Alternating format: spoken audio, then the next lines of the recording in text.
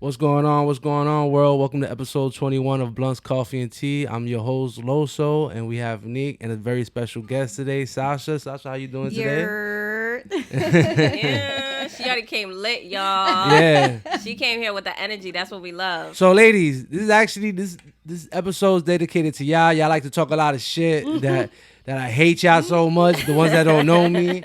So I actually, just so y'all really get to know me, like this episode actually means a lot more to me than y'all realize. More so for the simple fact that I never went to college, but I was always kind of the guy that like been into that college lifestyle, went to a lot of different colleges, but was on the outside looking out. This is not about that episode. When I'm about to talk what I was doing in them colleges, my point being is do that we need the story music? Nah, not this time. Not this time. There will be another time in my college exploits. Shout out to Rutgers, UConn, Big O, all those, College of New Jersey. Like, I love those places. But the whole point is, like, I didn't go to college. A lot of people in my family didn't go to college. And the few that did go to college, like, I really respect them. I got two male cousins that went to college. One's an officer, shout out to him. Another one's a firefighter / MMA. Like, and I've always, as I got older, like, I realized that, I looked up to them. Like, I'm like, yo, they really got out the hood. They really, changed their life for the better. And, I started to see a trend that a lot of women, especially when I was younger and I would, like, date, women that were in colleges and shit, I would notice that there wasn't a lot of Spanish or black dudes in college, but there was plenty of women. And so, like, today is just like, that's what this episode is really about, is like to really talk about that. Because it's, something that, like, I have a daughter that I always, like, kind of like push on her, go to college, for the experience and, just to really find who you are. But, she hit me one day. She was like, why didn't you ever do it? And so, and I was just like, and why didn't my uncle do it? And why didn't my friend's dad do it? And I was like, why guys don't like college? And I was like, yo, I really, like, I had the answer, but I didn't. Like, I wasn't ready to tell her the answer I wanted to tell her. And she was just too young for it. Right. But then I was just like, I'm always telling women, like, who really run the world right now? Girls. I mean, cue the Beyonce music. especially in our world, who really run the world? Like, if you look at all the businesses that got opened up this pandemic, it was a lot of black and brown women that were opening up businesses. But shout out to the black and brown men. They did their thing too. Yeah, they did. It was a few motherfuckers, I guess. But it's too much of an imbalance right now. Yeah. And it's like real obvious. And I feel like it doesn't get talked. A lot of things get talked about, but that. And, one thing I read a lot about history, and education is really important. And that's one thing that seems like in my community we lack a lot. Certain type of education. It's not like we stupid. Right. It's just like, but, academia is real important for certain things, everything. Unfortunately, right? Like, because who set the bar? Exactly. So with that being said, I'm going to shut the F up, light this blunt, and let the women do the talking. Right. I wanted to introduce y'all, get folks to know a little bit more about Sasha. Sasha's a lot of things, actually. First and foremost, Sasha's a good friend and colleague at Planned Parenthood. But Sasha, before she worked at Planned Parenthood, been an activist, international dancing star, right? Tell us a little bit about, like, your journey, what brought you to Planned Parenthood, or, like, you also went to college and all the things. Yeah, I did. I am born and raised in the North End of Springfield. Shout out to the North End. Hey. And my mom's Puerto Rican, dad's Dominican, first gen here. Went to school in the North End, elementary school. Shout out to Brightwood, one of the oldest ones in Mass, actually. Really? I didn't know that. It was built in 1898. Shit. Yeah. Then I went to Chestnut Accelerated Middle School when it was a couple years after it had just been built. When it was one school, now it's like 3 schools. And then I went to high school at Pioneer Valley Performing Arts Charter High School with a mixed bag of people from all over the valley. But that's when, like, dancing really kicked off for me. And I was, like, traveling internationally with a company out of Boston. What kind of dance? Professional salsa dancing. Ah. Yeah. So I went to like Bulgaria and France and Spain and That's Italy crazy. and You got paid for dancing with Abuelita. That's crazy. Yeah, well, it was funny because, obviously, like Puerto Rican and Dominican, there's like a certain like way to dance. There's a way that I dance at like the cookout with Abuelita and Titi, Yeah. and then another way that is on a stage in front of 3,000 people. That was the biggest crowd. Was that what you thought you wanted to do like forever? No, actually, when I was in high school, I was set because I was all about planning. For some reason, my Sagittarius ass thought, can I swear? Yeah. Okay, great. I just You watched the show? Yeah. I just Don't give a fuck. to make sure. I thought I had my whole life planned out. I didn't want any kids. And my plan was to go to school for aerospace engineering. I was going to build a spacecraft for NASA and fly it my damn self into space. That was my plan. Wow. Yeah. Yo. That was my You plan. know what? I know Sasha for a while now. That don't even sound like some crazy shit. That sounds just like Sasha. Yeah, and so I went to school. So my high school was a little non-traditional where they treated us more like college. Yeah. And so I was able to like in one semester, I took physics, chemistry, and I was a biology TA. And I would help the underclassmen with biology because that was like my shit. But physics and astronomy I took in the same year, and I was like this is it. This is what I'm finna do.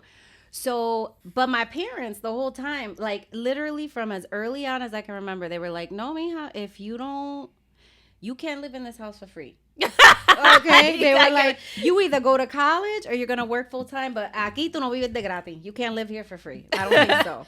So in high school, I became so obsessed with having to get into college that I started from 9th grade. I can remember as early as 9th grade, starting to like explore scholarships and look at college catalogs for classes. Doing the most. And then my senior year, I applied to 15 schools, got into 10, narrowed it down to 5, and ended up going to Smith College. Which is like one of the Ivy Leagues for women's schools. Yeah. So, which was even funnier because then I go to Smith. I did a year there, and my second semester I got pregnant. At least you were at college. You don't beat all the statistics when you got pregnant there. I was in college there after being told I couldn't have kids in my early teenage years. And then I got pregnant and became obsessed with how to be a parent. Not that my parents didn't do a good job, but I was like, there were certain things that I liked and that I didn't like, and that but one of the biggest things that stuck with me was the correlation between fertility, cervical and uterine cancer, and women who went into aerospace engineering. What? How does those things connect? So, for instance, Rosalind Franklin, who was a scientist, she was an aerospace engineer, but she discovered DNA. Google it. Yes, I know who you're talking about. She died of cancer because the lab tables, the radiation. Yes, she's the one that died of radiation. Yes, treatment, and she niggas did. started talking shit about her. Like, how great was she when she done poisoned herself? Like, excuse me. So I became so paranoid. I was like, oh shit, I can't go into science. I'm gonna get cancer and die. Like, so after I had her, I went to Porter and Chester and got like a trade, certificate, whatever. And then realized that like nursing was not for me. I'm like, I gotta go back to school for something. But what the fuck am I gonna go back to school for? And it just so happened that I went to visit my high school and I bumped into my English teacher and I'm like, you know what? I'm gonna go back for English. So I went to Stick, got my liberal arts transfer, and went to UMass for English. But in the meantime, I was doing all types of odd jobs. I worked at the Pride gas station. I was also working at the YWCA as a domestic violence services advocate and teaching an after school program at Putnam. I feel like I did all of those careers. Yeah. Literally, I worked at the YWCA. I literally, that's what we do, y'all. Yeah, you gotta go to college and work 17,000 jobs. Exactly. And so, eventually, the after school job that I was working, my manager was leaving and wanted to leave me as the site coordinator, but they required a master's, and I'm like, so I don't have one of those. What are we going to do? And he's like, no, I got you. So I was a site coordinator for that after school program, but I was teaching creative writing and science to these kids after school, like an MIT curriculum. Wow. Okay, and I was not a teacher at all. But I also, on the flip side, white people take note, used the money. I was getting more money from the state to fund my after school program than full-time teachers. So what did I do? I went to all the teachers that all the kids hated. I was like, what you need?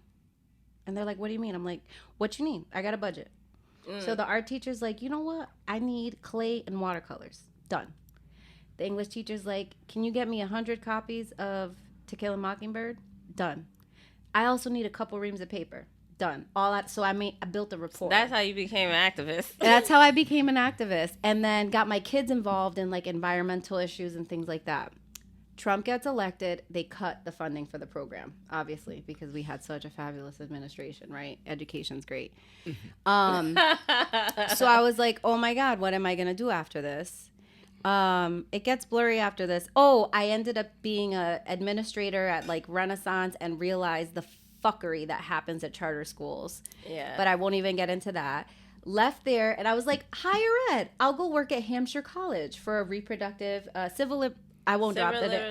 Yeah, well, clip. Can I drop it? Yeah, Civil liberties and public nationally policy. for people Yes. who So I care about that shit. Yeah. So I worked in there, and that's when I realized I didn't realize how much I actually knew about sexual and reproductive health. So it was cool to take a college level, like higher ed kind of approach to that, and I was excited about it. But white supremacy sucks, and a bitch had to leave. So I hopped onto a political campaign where I worked for a senator for their reelection campaign. I won't drop that name. And then when that ended, they wanted me to hop on this particular person's presidential exploratory committee. And I was like, nah. And then landed this job at PP. Yeah, because I was like, yo, we hiring you. You looking? And I was. Because prior to that, I was working on an educational campaign where I had a super toxic relationship with my manager. And even though I was passionate about the campaign, I could not imagine working for longer than I had been working with this particular person. I'm like, And then I landed in Planned Parenthood and couldn't believe that I hadn't worked for them yet. I was like, so where what do you do at Planned Parenthood so folks know? So I am the community outreach manager. So I've got a solid team of 3 people that work across the state doing outreach, so informing people about the services we provide at our health centers. And I also manage our HIV prevention work here in Springfield, in a nutshell. So just because it's, people are going to ask about Planned Parenthood and Planned Parenthood things. I'm sure people are going to come in the comments and say things. Tell us, so part of your job, I know, is to like talk about not only the services, but like what the things are. What's like the most interesting, or like, I guess, what's the most frequently asked question either about Planned Parenthood or like services? And then also, what's a crazy thing that people ask that's like a myth about sex that you're always busting? Oh, I love that. Okay, a myth about sex. Okay, so for the first one, which was frequently asked questions, I think one of the most frequently asked questions, is usually like, what's the best type of birth control that I can use? Like, what's the best one out there? Which is kind of like a trick question, right? Because the most effective is going to be the one that a person can take consistently, correctly, and consensually, right? So if you're not taking it consistently, if you're not taking it the right way, if you're not doing the right things, like, it's not going to be effective for you, right? Yeah. So that's a question we get often. And then the other thing is like, well, you only do abortions, right? Like, you only, like, that's like the go-to service that people just like default to. And I'm like, well, no, we do like STI testing. We do preventative care. So pap smears, clinical chest exams, gender affirming hormone therapy. We just started smoking cessation services. Like, the things are really starting to expand. So it's always interesting when they're like, oh, y'all only do abortions. And I'm like, actually. Nah, see, that's how you know there's a lot of dirty dick motherfuckers out there. Planned Parenthood. So wait, one of the best questions, funny you say dirty, because one of the things that we do at Planned Parenthood is try to destigmatize the conversation, because STIs are actually really common. And I think the best question for me, not best question, but it was the moment where I realized, like, Oh, this is my job. I was hosting a group specifically around protection methods with a group of young like men. Condoms. Yep. So you have your things. barrier methods. So condoms, dental dams, and so internal condoms, external condoms, and dental dams, which prevent STIs, so sexually transmitted infections, and pregnancy. Then you have hormonal options, right? That are like the implant, the IUDs, and pills, patches, shots, things like that. Then non-hormonal, you have the copper IUD. So anyways, I was going into detail with these young men, and I was just excited to be able to have this conversation with young men because I'm all about like a good shock value. Yeah. So I'm like, let me show you how to put a condom on. We're all going to learn how to properly put an external condom on, right? And they were eating it up. But anyways, this one kid looks me dead in the face and he's like, do you know the last girl I was with burned me so bad? And I'm like, and I was so confused at first. I'm like, burnt? What are you talking about? But she's like, she gave me the clap. And I was like, oh, not the clap. He was so pissed. He's like, she gave me the clap. And I'm like, thank you so much for sharing. That's what we gotta say. We gotta say, thanks for sharing your story. Thank you so much for sharing your story. I got one. Wait. I had to explain to him though. I had to deconstruct it and say, right, like, so at Planned Parenthood, we don't talk about STIs as like being dirty or burning or this, that, and the third. And did you get the care you needed? Because if not, that might be a little problem. Still, like, did you get that? That was you, like, low-key going, like, did you fix that? So I was like, so obviously, do you need this brochure? We don't use language in our presentations, but I was like, so just so you know, Planned Parenthood offers testing, and if a person tests positive for chlamydia, they can get a prescription, and any of their partner or multiple partners can get it too. Can also get a prescription without having to make an appointment. Yeah, I hear that. So you burn somebody, make sure that all the bitches you burnt, you get them that pills and shit. That's right. But speaking of that, I only knew about Planned Parenthood because of my personal experience, where I didn't get no clap or nothing crazy, but I wind up getting damn, what the hell is that shit called? That you use the cream for, Monostat for? What, like yeast a to yeast? fix it. Mm-hmm. Yeah. We treat those for penises. Yeah, so this is my first experience in Planned Parenthood because I really thought I had HIV or something. Like I was freaking the fuck out. Wait, Los, before you hop in, do you know what the most common STI symptom is? No, what? No symptom at all. Nothing. Mic drop. So anyway, so I'm like feeling much, like I'm being quizzed. I'm like, I know the answer. So pretty much, everybody, y'all all got something. You should go get tested. Get Everybody yourself should get tested, bud. We have at-home STI kits. But wait, I want to hear the rest of your story. Now you got me nervous. Now I feel like getting tested. I don't got no symptoms. Yeah, like now I'm all over paranoid again. I'm like, shit. Well, no, it's funny because the reason that that's true and that it's even become a thing is specifically because people with penises often carry HPV with no symptoms. And then the human papillomavirus. Thank you, which is what they test in like pap smears. Is for the papillomavirus. And so people with penises don't have symptoms, but people with vulvas and vaginas will have outbreaks or full-on cancer. So that's how, it boiled down to like having no symptoms at all is the most common symptom. I got a question before I finish your story. For both of y'all, yeah. Mm-hmm. Since y'all work for Planned Parenthood. Where do most STDs come from, men or women? Because the HPV really comes from a woman, don't it? No, that's a person with a penis. Is it? Mm-hmm. I always thought it was a woman disease. No, they look at that. People. I always thought that was a woman disease. Because every time I see, ain't shit. No. Well, so here's it wasn't the thing. even checked on women. Real quick, you ever see the commercials for them? They always market it to women. Yeah, because they get the cancer. Yeah, and so people with vaginas and vulvas were the first ones to get the vaccine because they thought it was specifically vulva vagina disease. Yeah.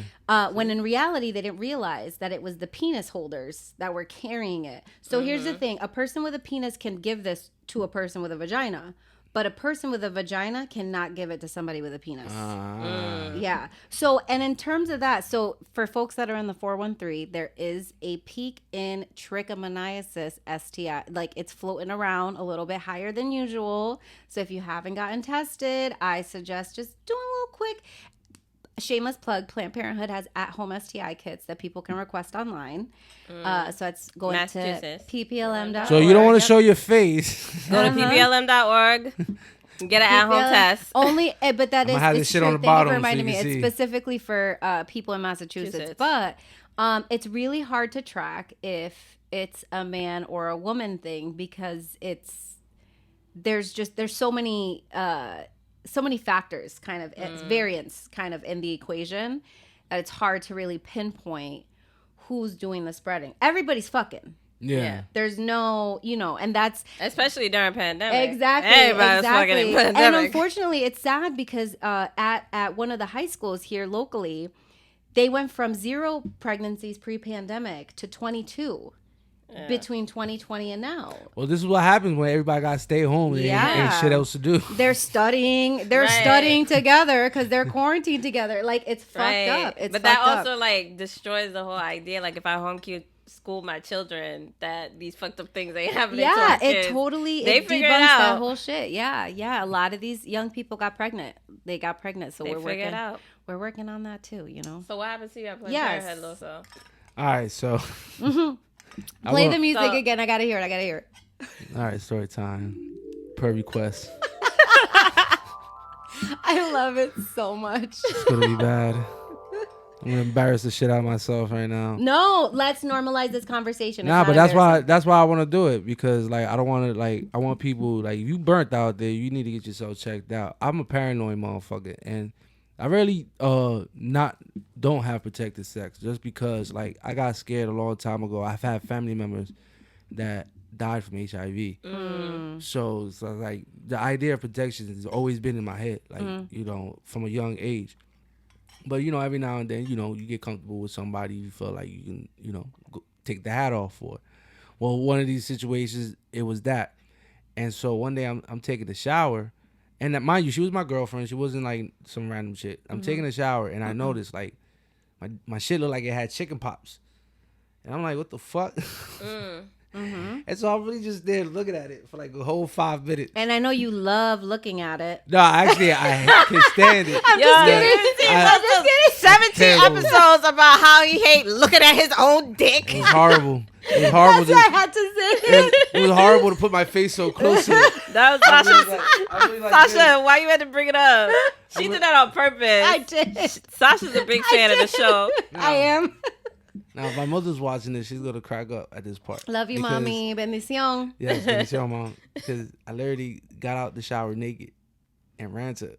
As you should have, to your mama. Yeah, and I was like, I don't know what's wrong with my dick. You're like, mommy. And she was like, that don't look right. I was all like, shit. So she tells me to go to Planned Parenthood. I was like, I think you go to Planned Parenthood and to get that checked out.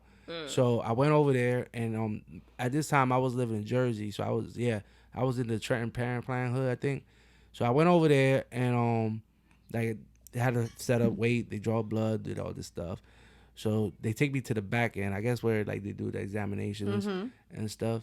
And so the lady, she just literally just tells me to pull my pants down.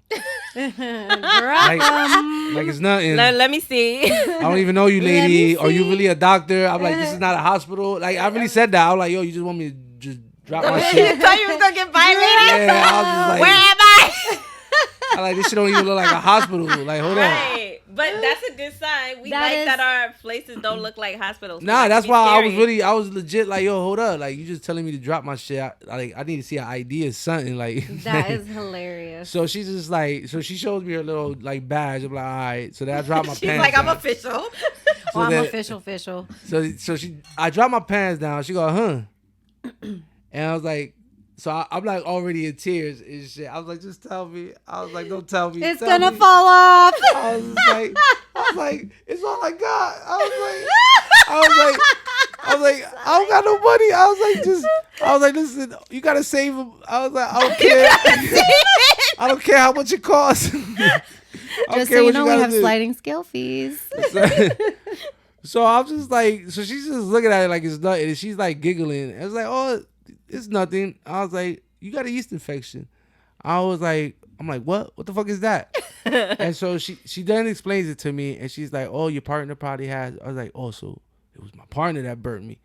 I was like, I fucking knew it. I should have never trusted her. Oh my God. So she's telling me like to calm down, that is normal. I was like, that shit does not look normal. Yeah, I was like, yeah. ain't nothing was wrong with him a week ago, and now he looked like he dying and shit. Oh my God, I was just like, Tito. and so I'm really in tears. Like, you gotta mind you, I'm young as hell, so I'm like really in tears, thinking like the world is over and shit. And I'm just like, it's over. yeah. And so she's like, all you gotta do is put cream, don't touch her. I was like, oh, I'm never touching her ever again. Oh my God. Ever. And I broke up with her. I was seriously. Wow, Over a I- yeast infection? Yo, and it made it worse. My God. I'm making it even worse. I told everybody in the hood that she burnt me. Oh my God, she did not burn hell you. no. I was like, yo, But you know what? That's a learning experience. Yeah, it was. I It's like, a mind you, learning I was young. experience. I didn't Yeah. know better. Even So my after first- she explained yeast infection, you're like, I wasn't trying to hear shit. That, Yeah, that oh shit my sound like God. an STD. Yeah, this shit looked like an STD. I was it's like, everything. funny. It's funny that you say that. So, just here's some science for you. So, vagina's obviously it's an environment with bacteria. It's constantly changing. You know, so It's a despicable place. it's Oh my God. it's the best kind of place. But so yeast infection means that the environment in the vagina is too alkaline. So that's why the yeast is able to produce, right? On the opposite spectrum, you have bacterial vaginosis. That sounds like an STI. It's not. It just means that the environment in the vagina is more acidic than it is alkaline or neutral, right? Those are the panty stains. Those are so well it's a combination, right? So like the yeast is gonna be like cottage cheesy. It's gonna like, you know, it's gonna be a little itchy, whatever. And then the bacterial vaginosis is gonna be like thinner, more acidic. It's gonna have like a smell to it. But that can be impacted by a lot of things, right? So a lot of birth control affects. I hope y'all ladies are listening to this shit. Yo. Yeah. That's A why I'm lot of- staying quiet. I hope y'all ladies. So there's listen a to this shit. combination, right? So then there's bacterial vaginosis and then there's vaginitis, which can present as a BV, bacterial vaginosis. So give that kind of, sometimes it checks off all the boxes except for the clinical BV. And that's why people think they have BV and they don't. That being said, it's important to also note that like things like birth control can impact the pH balance of a vagina. Because it changes your hormones. The whole levels. hormones, it changes the environment in the uterus, which is above the cervix. I feel like which you're giving goes these women a lot of into- excuses why their totos stink. I really feel like you're Well, giving them a truly, lot of there's a excuses. lot of man. reasons why it Truthfully, could. there is. And one of the main ones can be douching. Douching is a no-no, ladies. Nothing cleaning your vagina. The vagina is a self-cleaning organ, right? Self-cleaning. So douching is going to fuck that shit up. Okay, douching is gonna take out all the essential bacteria. It's gonna take away everything that's naturally Like occurring in the bleach. vagina, like bleach. It's gone. Gone. Bye. Like it's not a flex. Don't do it. Don't do it. Like especially people who douche with like vinegar. Like don't do it. Don't do it. It's literally going to fuck your shit up. Okay. Douching is a no-no. You wash the outside, the external labia, the internal labia, the clitoral hood. You wash your asshole. Okay. You can, clean it all, but nothing goes into the vagina, especially not soap. Fuck Summer's Eve. Fuck the other one. I can't even think They about. got some new soap shit. It's insane. So they do have a neutral pH like foam that's specifically designed for when people menstruate to keep it clean on the outside. There's no fragrance, whatever. Nothing should go inside to clean a vagina. Okay, and let's be clear, the vagina is the actual inside. Anything outside of the vagina is the vulva. So it's important to also just note that too. I mean, Body part 101 for y'all. I mean, it That's makes right. sense. I ain't no scientist, but like, when I had a wound, you don't just clean it with soap. You don't clean the inside of a wound with soap Yeah. and everything, because you actually give it more bacteria, they say, or some shit. So the vagina is really like the inside of the body, so it's almost like the same shit. Like it's just an opening. Yo, I like that example though, so I'm not gonna lie. That was a good one. Yeah, That was you a got, good you one. gotta use that next time. Nah, because I just really thought as she's explaining it, I'm like, oh, I get it. Cause, So, you but know, that's why I also. Ooh, I thought this was a spider. I almost died. Because I don't do spiders. But that's why it's important to note that, like, the same way it's important for a person with a vagina to know what's going into their body. yeah. If people are gonna have unprotected penetrative sex with a penis, what the penis holder is consuming is gonna affect a vagina if they bust inside. So there's this whole misconception that, like, don't let guys bust inside you, blah blah blah. You do what you want, you live your life, right? That being said, the pH of that semen very well may throw off the pH of that vagina. Man, I've been So said it could that have been shit. your fault. I've been said. Nah, I always said, It's yo, true. like if you let niggas nutting you too much and shit, It'll it should throw be- off your pH. Should be yeah. making bitches shit rock, man. Yeah, it doesn't mean, right? Because, you know, no judgment to people that are in the life or doing sex work or things like that, right? But it's all things considered. And so certainly, like, multiple semen in a vagina is definitely going to throw off a pH because obviously, like, no two semen, well, I mean, I don't know, but most semen doesn't have the same pH level. And then you're putting it in a place like a vagina that's like a fucking terrarium. Yeah. Right? And so that's going to do different things to a Now vagina. I'm gonna look So at there was terrariums this- differently. I'm like, there goes So my there- vagina on the table So for there's- everybody to fucking see. I think there's a lot to be said about the impact, right? Like, I hate that it takes two to tango kind of metaphor, but there is something to be said because I think by default people with vaginas are the ones that are held accountable, right? Or they get the ones that like, this bitch is dirty, this is right, they talk shit to the woman, when in reality it's like a combination. It's like, no, I'm sorry. And even for people who use condoms, right, like that latex be throwing your pH off, you know. So that's why it's important to use water-based lube. It keeps everything neutral. Just outside of the condom though? On the outside of the condom, well, you could use inside or out and outside. Okay. Especially, you know, because I don't know, penises them are gold packs sensitive. stink, man. The go what is the go pack? The magnums. Oh, Magnums. exactly. Them Yeah, shits but there's stink. like, if people get a good water-based lube, use it on the penis, roll the condom on accordingly, and use it on the outside. It's you know, penises are sensitive too, especially when there's no extra skin to cover it. Gets a little complicated. Everybody wants to have pleasure and be comfortable. But water-based lube definitely will help with that alkalinity in the vagina when using barrier methods. So wrap it before you tap it, baby. Yep. With water-based lube. Yeah. That's a crash course of not getting burnt one-on-one. I'm here for it. I'm here for it. I feel love like my people job. are gonna hit you up with all the questions now. Yeah, I'm Don't really go be looking for excited. Sasha. Yeah, find Yo, but me. I'm here for it. No bullshit. I know some of y'all gonna be like, yo, whatever. But really, this is information you really need to hear. It's really especially important. because I'm telling you, man, like I've been so lucky. I've been around a lot of motherfuckers that have gotten burnt really bad. That's really like got Yeah, bad shit. reputations. I've been lucky that I've been smart enough to wrap it up. Certain things, you know.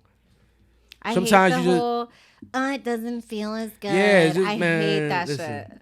That shit, it is true though. There's no the difference between a condom and not a condom. There is a difference, but the fact is that's not. You still could bust a nut. Yeah. Period. Period. can bust Isn't it that up. the goal? And that's the goal. Yeah. And that's they the goal. just try to make condoms And like I'm better like, for y'all. and I'm like, yeah, but For I don't. both parties. I don't care. Yeah. I'm like, my goal is just to bust a nut. If it don't feel as good, oh well. At the end of the day, I don't trust you, bitch. That's we're it. not doing that. Yeah. It's just that simple. Sometimes, you know, especially guys, the guys very bad habit of just saying fuck it and just going and then want and to then cry they'll go later. check, Yeah. get checked a lot. Because if you're on birth control, most likely you have to do like your GYN exam. Like Well, every yeah, year. and like hormonal birth control does not prevent STIs, right? So if you're on the pill, if you're on the IUD, if you have the implant, if you have the patch, whatever you're using that's hormonal, you won't get pregnant, but it doesn't mean you won't get gonorrhea. Like, it's important to know that that's a huge difference. That the only thing that's going to prevent STIs is a barrier method. Anything that is avoiding like a skin to skin or bodily fluid exchange is what's going to prevent STI transmission. Yeah. So the moral of the story of all this is wrap it before you tap it. Wrap it before you tap it. Don't be silly. Cover your willy. Don't put soap up your pussy because that shit just makes it worse. No. Oh, and don't use the same condom. Never ever go A to the V. Don't stick it in the ass and then put it in the vagina. That's a no. Like, that don't even sound right. That's but awful. People are doing it, right? People are doing it, but you know what they're also I don't doing? like anal sex anyway. What people are also doing is giving head first thing in the morning and then having vaginal sex, and that will fuck you up. That's a bad one too. And not because anything in your mouth is bad, but the pH in your mouth, especially first thing in the morning, or if you think about a person who eats barbecue ribs. I'm just saying, but it's not about. It's not about not doing it. No, not even that. What I'm saying, like, rinse your mouth before giving head, and then hopping on the dick on a split. I am never letting no bitch like just suck don't me do off that. When they wake up. Now, bitch, going to the bathroom. The mouthwash first. But it's vice versa too, right? Because if like a person receives head and they have a vagina, and then he sticks it in.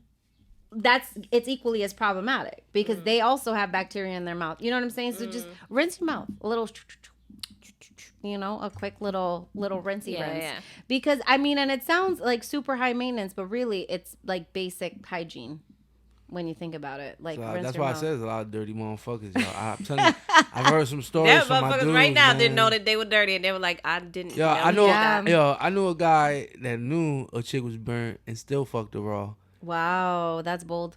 He didn't care about his life. He didn't care. And that's exactly what I told his ass. I was like, bro, you didn't give a fuck about your life, bro. He thought it was a roll of a dice. He thought that's how it worked. Yeah, like, if I rolled a dice. Nah, but he really thought. He was like, man. It. I was like, it wasn't one of them serious ones, so I said, fuck it, bro. I was just like, well, what's serious for you? He's like, I'm not going to tell you, bro, because you're going to judge me. I was just like, God, that's awful. Exactly. I was just like, yo, but you'd be surprised how a lot of people got mentalities like that. It's not just the hood. I've seen it everywhere. Hello, there's people in government right now that don't know this shit, trying to be like, women shouldn't get birth control. People don't have the right to birth control or abortion access. Like, no, family planning, fuck that. Like, are you kidding me? Excuse me? They be the first ones whose mistresses are all getting abortions, probably at Planned Parenthood. Okay.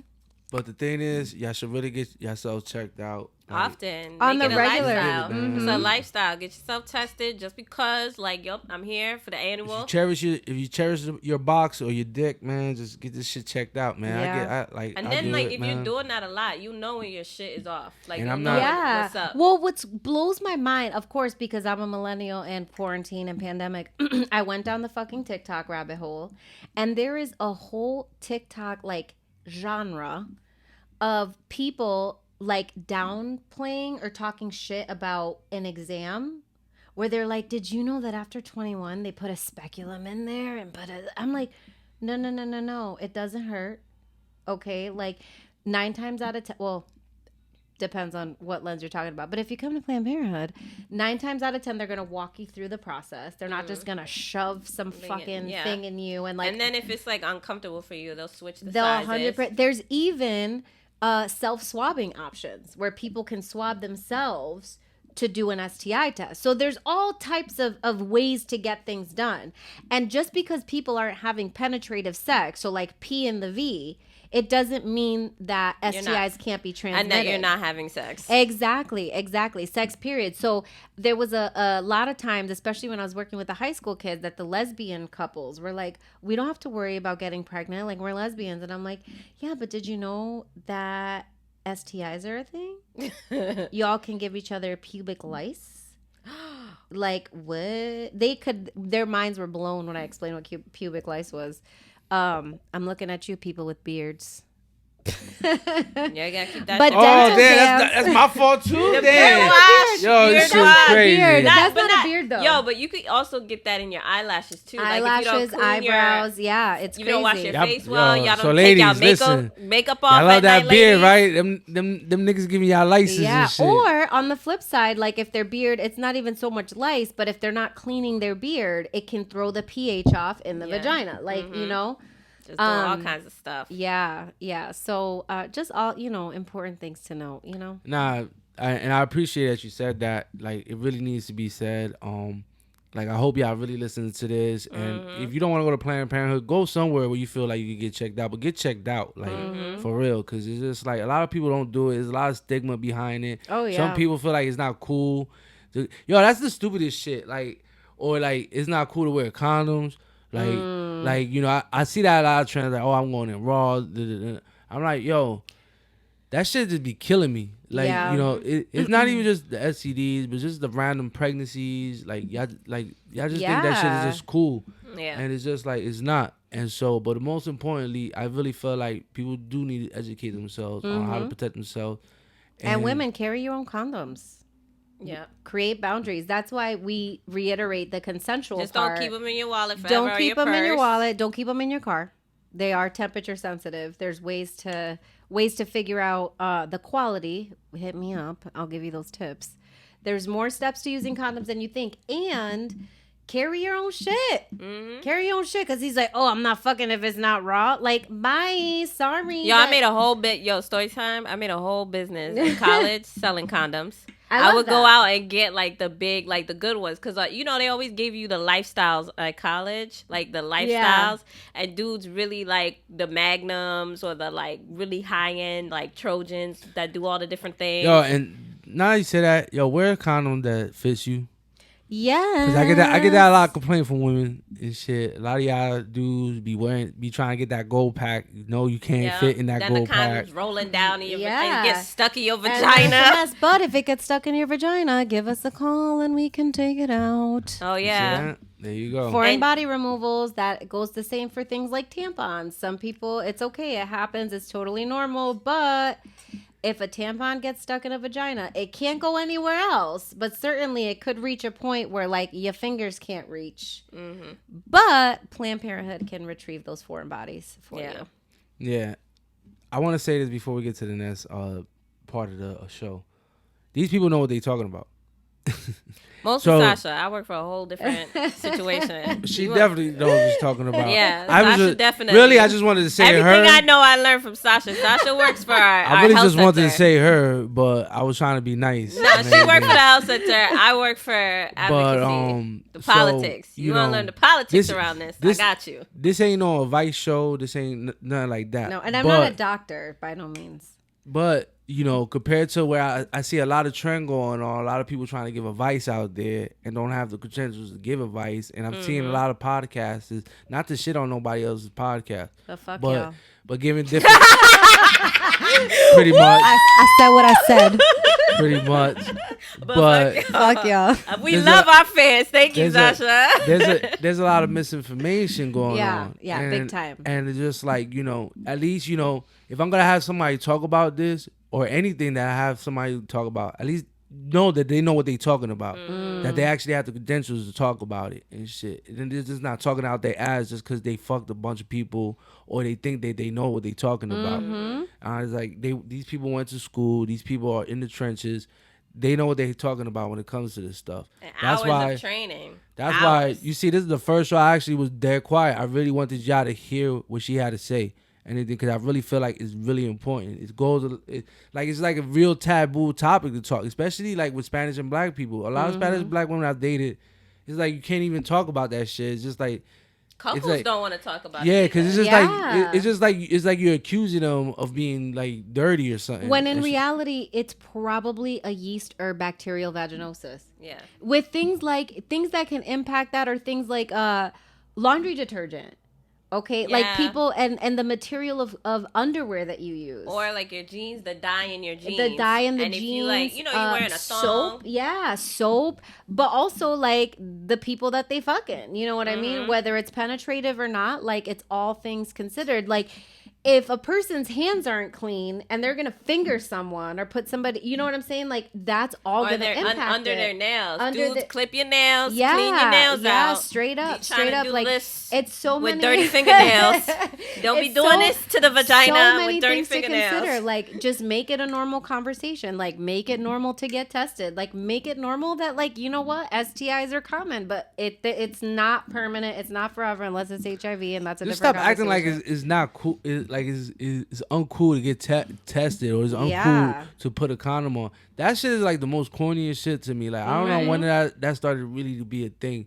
Like, you know, Because it was like when people started doing that, it was after the fact. So now there's all this attachment of fear that if I go, something's wrong. But if you just start off just going to go, then you'll have so many times where like nothing is wrong that you don't have that same kind of fear, right? Totally. As like something's wrong. Well, but if you just go and you think something's wrong, and then 9 times out of 10 something's kind of wrong, then that's your experience with testing. Now Totally. it's just like I have a fear of going because I can have something and I don't want to face that. Yeah.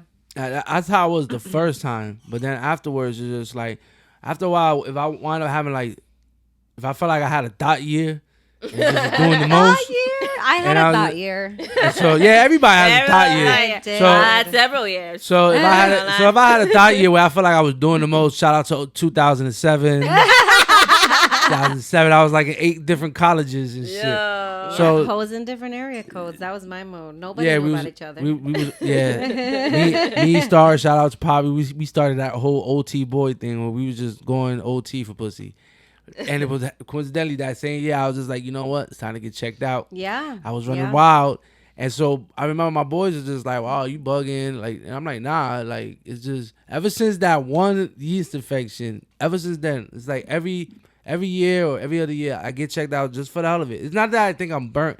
It's just like, you never know. A lot of these women, fellas, they may look clean, they may smell clean, and they can have something and everything. I seen somebody get hit really hard with something really bad. I don't want to talk about it, but it was that woman like knew what she had and did some fuck shit. And you look at her and you would risk it all because you'd be like, nah, no way in hell. And Wow, it's just like, that's crazy. Yeah, so Actually, a guy got arrested in these last couple of years because he was knowingly fucking people without condoms and he was giving people HIV. yeah, I heard about Remember something like that. Usher got some smoke for going around. Birdie, pass around herpes. on purpose. herpes? Usher, you're a dirty motherfucker. I think that sounds about right. That Yeah, sounds it about was This guy, herpes. I want to say, no surprise, of course, he would get the maximum sentence because he was black.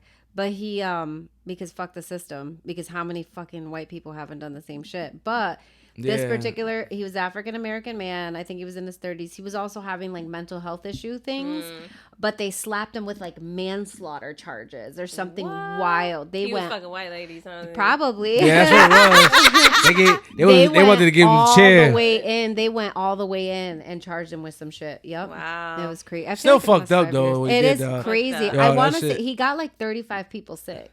It was like an astounding Yo, because number. the sad thing is, not the first time I heard the story or know somebody. I know somebody that was going around purposely giving people like Oh my herpes and shit. God. I think it's just dealing with knowing that you got something that could Yo, potentially kill you. this Yeah, one but one dude I wow. remember, he was like, "Oh, this bitch burned me. I'm burning everybody." I'm like, Oh, you wild." my I was like, "Yo, God. bruh, tell me every chick that you already done fucked, bro, because I'm not talking to that chick." Wow. Yo, I really wanted to know. I was like, I want a list of every chick, yo, because he was really mad. He's like, "Yo, this bitch burned me. I swear to God, Wow. I'm burning every bitch. I don't give a fuck." He probably had a little dick. Yo, I don't know. All I know is he was a man on a mission. Oh my God. And I needed to keep track of his mission and everything because I was in a small town and I was just like, oh my yeah. God. So I was just like, nah, man, this guy just announced that he was about to destroy half the city. But Right. also important to note, right, that it's important to take preventative measures. So there's PrEP out there, which prevents people from getting HIV. And people can take, it's one pill taken daily. And obviously each person has to talk about it with their providers to make sure it's right for them. But it prevents people from getting HIV. Right. And also people, you can't get HIV from making out. Yeah. We're talking And 5 would you believe that there's gallons. still like Yeah. a health education, like sexual education curriculums that are saying that that's a thing? Yep. That's why we're bringing comprehensive sex ed to the 413. Worcester passed it. What is that, 508? Worcester? Yeah, 508. Yep, 508's working on it. 413, we're in the Medically in the thick accurate. Of it. Medically accurate, Would you comprehensive. believe that education doesn't need to be medically accurate? Yeah, go fucking figure. And heteronormative. Because education is great, right? Because only men and women have sex. Yeah. Like, I'm sorry, what? Bye. Take that prep, y'all. Yo, like all this talk of dirty vaginas and penises got me like in a whole different state. Like I'm listening, and then I'm also like, damn. I feel like everybody's like that right now. I'm like, yo, I'm like, I really feel like getting checked out again because I'm just like, now you telling me I don't got no symptoms, and now. Like, I'm the guy that I see a commercial and I'll be like, damn, I might got that. Yeah. I was like, I'm going to get checked out. I might have mesothelioma. And I don't like hospital. Yeah, I was like, damn. I was like, I breathe like that. I was like, oh, shit, I think I'm dying. I was like, fuck, mom. I got arthritis. I have rheumatoid arthritis. I know it. I don't know what this is, but I think I got it. I was like, my back been itching. I was like, I don't know why. You're like, damn, I got pain on my right side. Hold on. I'm having a heart attack. I know it. Yo, but that shit, like, the stories out here be crazy about, like, STDs, but nobody really tries to educate themselves on it or do, like, proper things for it. I'm not trying to, be, like, a PBS special or nothing like that, but I felt like, like I told y'all from the rip, this podcast talks about things that, regular people don't really want to talk about, but do talk about or think about. And I felt like this is one of the topics that need to be discussed more. And like, nothing's wrong with it. You feel me? Like, wrong with it. But I'm not the expert. She is. They know what they talking about, and you really need to listen to that. Well, on to the next part of it that's just as important. Education. Black and brown communities. I'm looking at you, Spanish people, particularly Puerto Ricans, Dominicans, like Mexicans. Some of the hardest ethnic groups that you see not in college. Like, it's like really like, it sucks. Like, the more I was talking about what we was going to talk about, the more it really makes me mad and shit. Because I didn't get my college education until I went in prison. And so it was just like, it's like, I've been looking for a new job, right? And a lot of doors been getting slammed on me. And I'm just thinking, and I know why they're getting slammed on me. It's not because I'm not doing the interviews good. It's not because of my resume. Not even because of my resume, because my resume sucks, but I sell myself so good that I knock them shits out the park. What happens is that Corey check, that background check. And I'm just like, damn, had I just been in a different direction in life, right? I was like, I'd be making 6 figures, no problem. I was like, a lot of young men that look like me face that same problem. We get to watch our queens go and get highly elevated, highly educated, find these jobs. Because nowadays, even if you don't want to work hard, you need a college education. Because it's like, you're not going to, it's not about always making the most money, but if you want to make the money that doesn't break your back, definitely need a college degree. Totally. And that's also the way the world is going with innovation and technology. Like, there isn't going to be the break your back and so types of jobs. There's a trend. Women are leaving us behind. Women are leaving us behind. I was like, the world. And it's just like, I remember asking, Star last time I talked to him on the phone, I was like, damn, bro, because he actually was the one that brought it up. He was talking about his sister, and then he was like, damn, I'm proud of her. She's going to college, boom, boom, boom. And it's like, damn, why we don't do that? That's what he said. It's like, why we don't do that? I was like, who we? I was like, it's all about men, like, hood niggas. Like, we always, we don't finish school. How come why is it easier for them and harder for us? And I'm just like, well, to be fair, there's a lot more conditions put on us than on them. Well, I think about all the young single dads who don't. My dad dropped out of high school when he got my mom pregnant, got his GED, but my mom finished high school with a high school diploma. I read an article that said that part of that mentality is like women are thinking about like their eventual future, and men are trying to solve like what's happening right now. So they're like eager to get a job right away, which means they'll go into a trade. They're more likely to go into a trade job rather than something that's going to require like 2 other degrees. And so it's more about dealing with the immediate, which, you know, depending on what kind of where you grow up and the circumstances in which you grow up on, that might be the choice of a man, right? Like, I gotta do this first. Yeah, especially if you got 3 kids and a stay-at-home mom, right? Or if you got a baby mom and you got to pay child support, right? Like, I feel like there's a lot of things certainly working against young men of color these days. Absolutely. Just think about it. Like, you live in a culture where it's telling you got to get money. You're living in a culture where women are telling you ain't shit if you don't have money. You're living in a culture that says you're not a man if you can't provide for your family. So black and brown men are automatically pressured to like get money. Yeah. And they look at college, it's like, yeah, I could get money, but this shit gonna take forever. I need money now. Right. I gotta get. I want bitches now. I want money now. Like, they don't think about, like, it's like Asian people. Like, this one dude I was really cool with, Mancan. He was a motherfucking pothead. The only Chinese pothead I ever met in my life. Like, dead ass hood The first Chinese. time I smoked weed was with an Asian guy. He was Filipino. Yeah. Shout out to Bobby. For Oh, they that not OG they, Kush. they more Hispanic than shout out to my Filipinos. I was Yes. like, they more Latino than anything and shit. Yeah, They it like, was straight up Cali Kush the first time. yeah, they're like the fly Asians. No offense to no Asians. But I'm just saying, like, They the fly fuck- Asian. yeah, but they out of all y'all, they the fly is no bullshit. But Your buddy. yeah, my buddy, the Chinese guy and everything, like, he didn't care about sex at all. Interesting. They didn't care about pussy. They like, all he cared about was this video game he played. I forgot what the hell it was, but he was obsessed with it. And school. And so, you know, I remember, like, you know, there was this chick that wanted to talk to him, and he's like completely ignoring her. He's like hitting the bong, just doing him. And there's a funny story how I even met that Chinese motherfucker, but he was getting jumped on my block where I was at. Oh my God. Poor And guy. I wound up saving him and everything. And he was just like, I remember the first thing he told me is like, oh, I had it. And really, he was getting, well, you had what? You was getting your ass kicked. But that was the first thing he said to me, is like, because he got mad at me. He was like, I had it. I'm like, you had what? I was like, nigga, you was getting jumped. The fuck? But his family owned a Chinese restaurant like 2 blocks from where I used to hustle at. So he wound up like growing attached to me, and I wound up like always hanging out with him and shit. And then I noticed that this girl like that liked him and shit. This Asian girl. I'm like, yo, you ain't gonna like fuck her? He's like, nah, I don't got time for that shit. That's a distraction. Oh. And he's just like, I'm like, for real?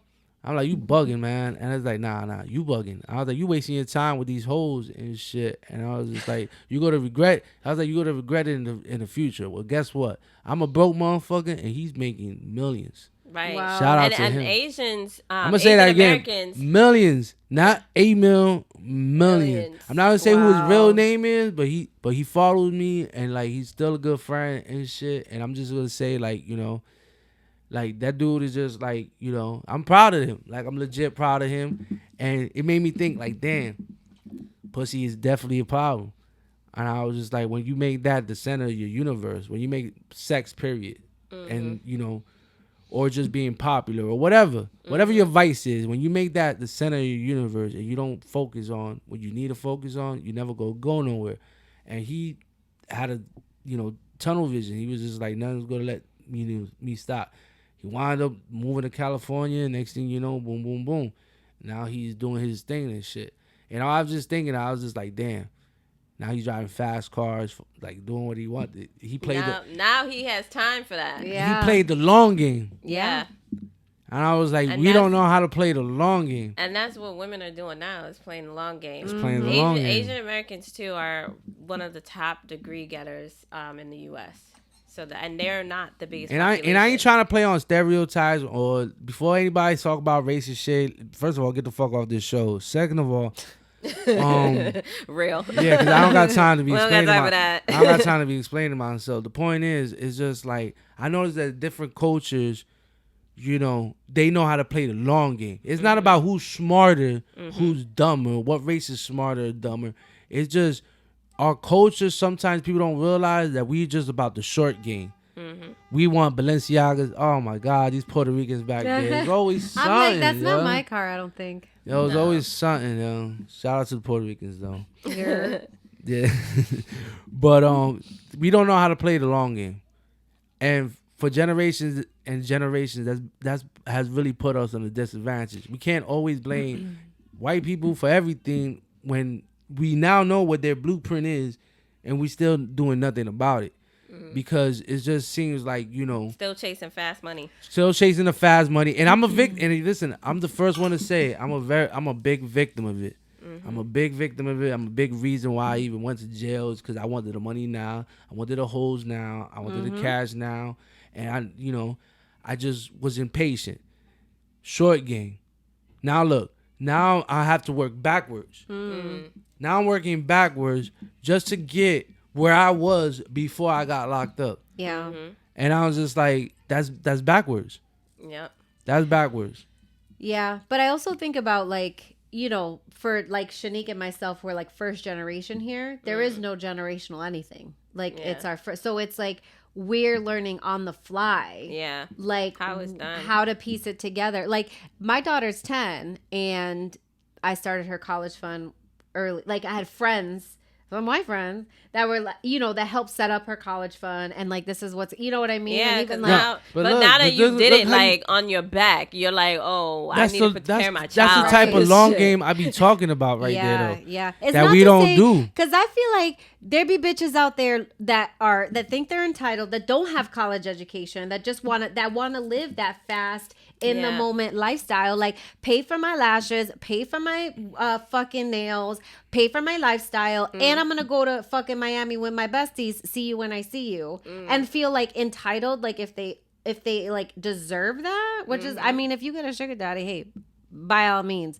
But for people that are in it for the long run, like I don't have time for you to get your goddamn shit together. Yeah. Like, and on top of that, I have a whole ass child that like I'm providing for. Yeah. I refuse to treat you as a fucking child. Like, if you ain't with me, you ain't with me. So bye. Like, we can't, we need to be working towards something together. Yeah. I can't be in one place for too long.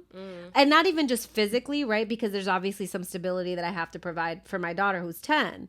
But, I'm thinking about the next house or like the next car or the next vacation or the next degree. Right. You know what I'm saying? Like I can't. And it's not to say I need my man to be a PhD or a doctor. Yeah. But I need you to understand that if you with me, you got to be with me. Otherwise, it's just not gonna. I've noticed about a lot of educated women, especially minority women, don't expect that from their man. What they just expect is for a man to be a man and take care of himself and just not be a burden. And I was just like, some dudes are just burdens, some straight burdens. Yeah. And it's just like, dudes don't even realize how much of a burden feel like they are. You should be prioritizing them when you're not seeing what she's putting in. And then, another thing I noticed between a lot of black and brown women is just that, like, when I would date them, like, college-educated women, and they would tell me, like, their last ex didn't support them, with their education or leaving. That shit. And I'm just like, and I'm like, yo, that shit really be making me mad, because why wouldn't you want your black and brown queens to succeed? Like, why would you hold them down and shackle them? We are already shackled enough as it is. Why would you shackle even more? I was always the opposite. Yeah, I did my dirt. I was not an innocent dude.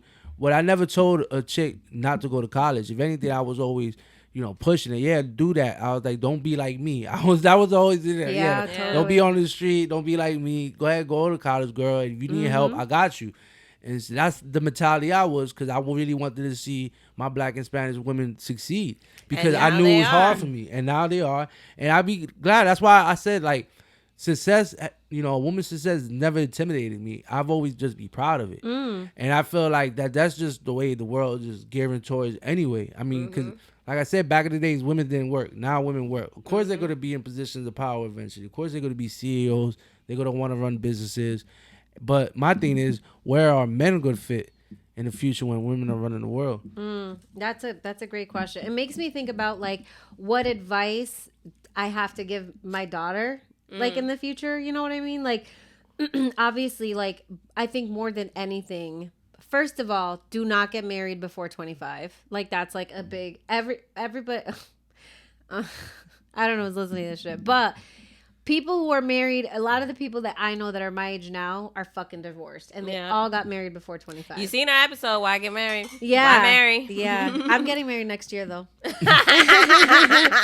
But truthfully All though, fiance. like it's true. But I'm 30 already. Like I'll be 31 when I get married. And marriage just means something so different to me now than it did 10 years ago. You know what I mean? Like 10 years ago, I'm like, fuck marriage. But also it was a mind fuck because I didn't think I was a wifeable person. But that's a different conversation. That's a different therapy session, yeah, that's y'all. a different therapy session. But it makes me wonder, like, what Daddy the alert. advice, what advice to my, daughter do I, what do I give her? Like, get your shit right, girl. You know what? Like, it's nice to be able to know that you can rely on a man if you get sick, if you lose a job, or if we enter another fucking global pandemic, because who the fuck knows at this point. Right.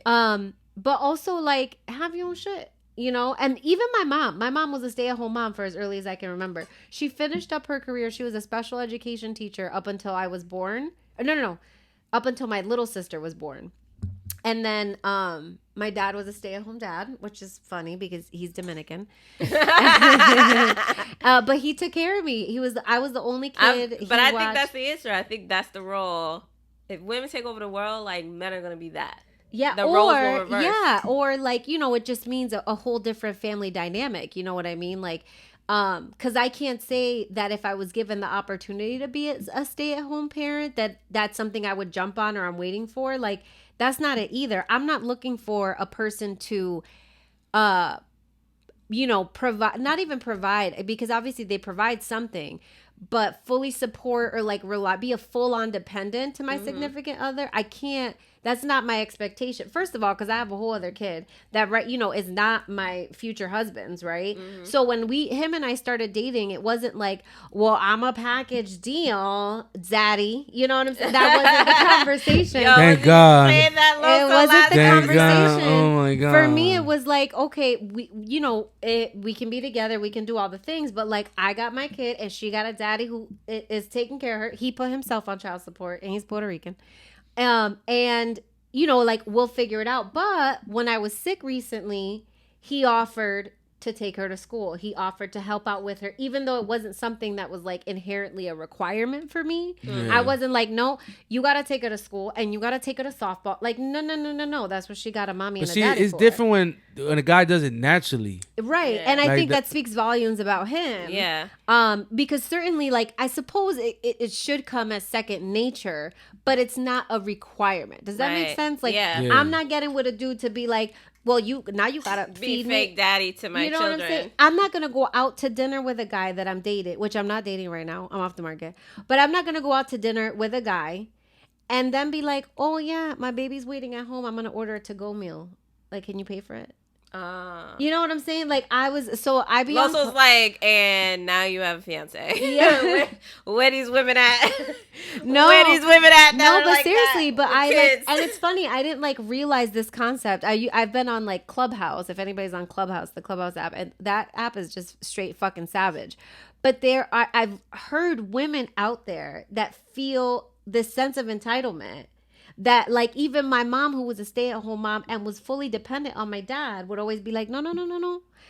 I'm here, but I stack my little thing on the side, like, and she would bust out one time we were at the pet store. I was probably like my daughter's age and I wanted a fucking hamster really bad.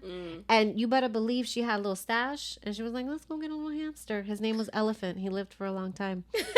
But my mom had shout out to Elephant. But my mom always had like her little stash and always, reiterated to us that regardless of what your relationship is or your marriage is with your significant other, you always got to have your own shit. Like, period. Take care of yourself. Take care of yourself Still first. take care of yourself. Mm-hmm. Starting with your pussy. I remember this is like Facts. one of the craziest temple. shit I Start remember. with the temple. A chick telling me was just that if I wanted to take her on a date, I would have to pay for her kid's sitter and shit, right? Like, we legit told me that shit, and I'm just like I didn't even know how to respond at first because I was just like, yo, I know that she must have got somebody to do it before. Clearly. Because how confident she said it, and I was just like... That's what happens when you center pussy in your world, right? Yo, so I was you'll just end like... up paying for somebody else's... I'm like, yo, I'm like, you really think I'm going to pay for your babysitter when I didn't even bust a nut to create that shit? I was like, where the nigga that did that? I was like, yo, call him. He's supposed to go babysit. Exactly. For you to go. Not for me to pay. I like, and the fact that she stood her ground, she was so confident about it, let me know there's just a bunch of idiots doing that shit. Because I just like, yo, at the end of the day. Those are simps. Yeah, because if I'm a woman and I have a kid, I'm not going to expect the person I'm going on a date with to pay for the babysitter and shit. Now, he ups and offers, that's one thing. But to make that a requirement, I'm like, yo, you bugging. And I was just like, and every man that agreed to this is bugging with you and shit. But good luck with that. Because I was going with that. I don't believe in stupid shit like that. It sets a bad example, too, to other women or other people with children. But specifically women, because I think there's something to be said. As much as, like, you know, in work and in life, like, you know, challenging the binary is like my thing. But I think there's something to be said about the women who get away with that shit, right? Like they set a bar. Like one thing that, you know, as a Latina that I will not at all ever, you know, co-sign that a lot of Latina parents do is allow their children to have children young. Yeah, and there's like a whole culture around It's like a whole culture around that. Like you can't be in your late 20s having babies, or you I don't always be said that was I always said that's the kids biggest problem with our culture. Cause you look at Indian people, yo. Could you imagine an Indian bringing home like a 15-year-old Indian chick getting pregnant? The family would disown her. She would have to go back to India and shit and raise that was some totally type of shit. Unacceptable that's like, in my culture too. Yo, that was like a no-no. Or like you got pregnant at 14 and that was the motherfucker you were gonna marry. Full on child brides. I've known a couple people like that. That at 16 they got pregnant, had to marry the abusive 20-something-year-old husband now because they got fucking knocked up. It got too cool to be pregnant now. It got, and even so, like the conversation like around that movie that was in contraception. Massachusetts. Y'all seen that Lifetime movie, The Pregnancy Pact? No. Oh, I don't want to watch one. You want to know what? One of the stars of that show is actually like who that is about is actually a Planned Parenthood volunteer. No way. Yeah. Oh my god. But yeah, the Pregnancy Pact is about a group of high school students that made a pact to get pregnant all at the same time. And it takes place my god. In the eastern side of Massachusetts, and it's actually based on a true story. Wow. Wow. No, it's definitely scary, and I think the problem is like so my mom's advice to me when I was young was no me da la pata. Like, so that's like, don't stick your leg in it, but really it just means like, don't get pregnant. Like if you fuck around, which, you know, I guess, you know, it's I'll quote Ty off of Clubhouse because he would probably fucking kill me if I didn't say that beforehand.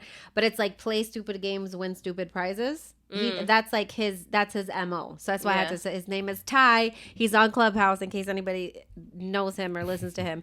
Anyways, it's like, yeah, there's no surprise that like people have sex, right? Young people have sex. Yeah. But if there isn't a conversation on preventing pregnancy and even consent, right? Yeah. There's a lot of, I had a student myself who was fucking being coerced by a 30-something-year-old to have sex. And she approached me because she thought she was pregnant.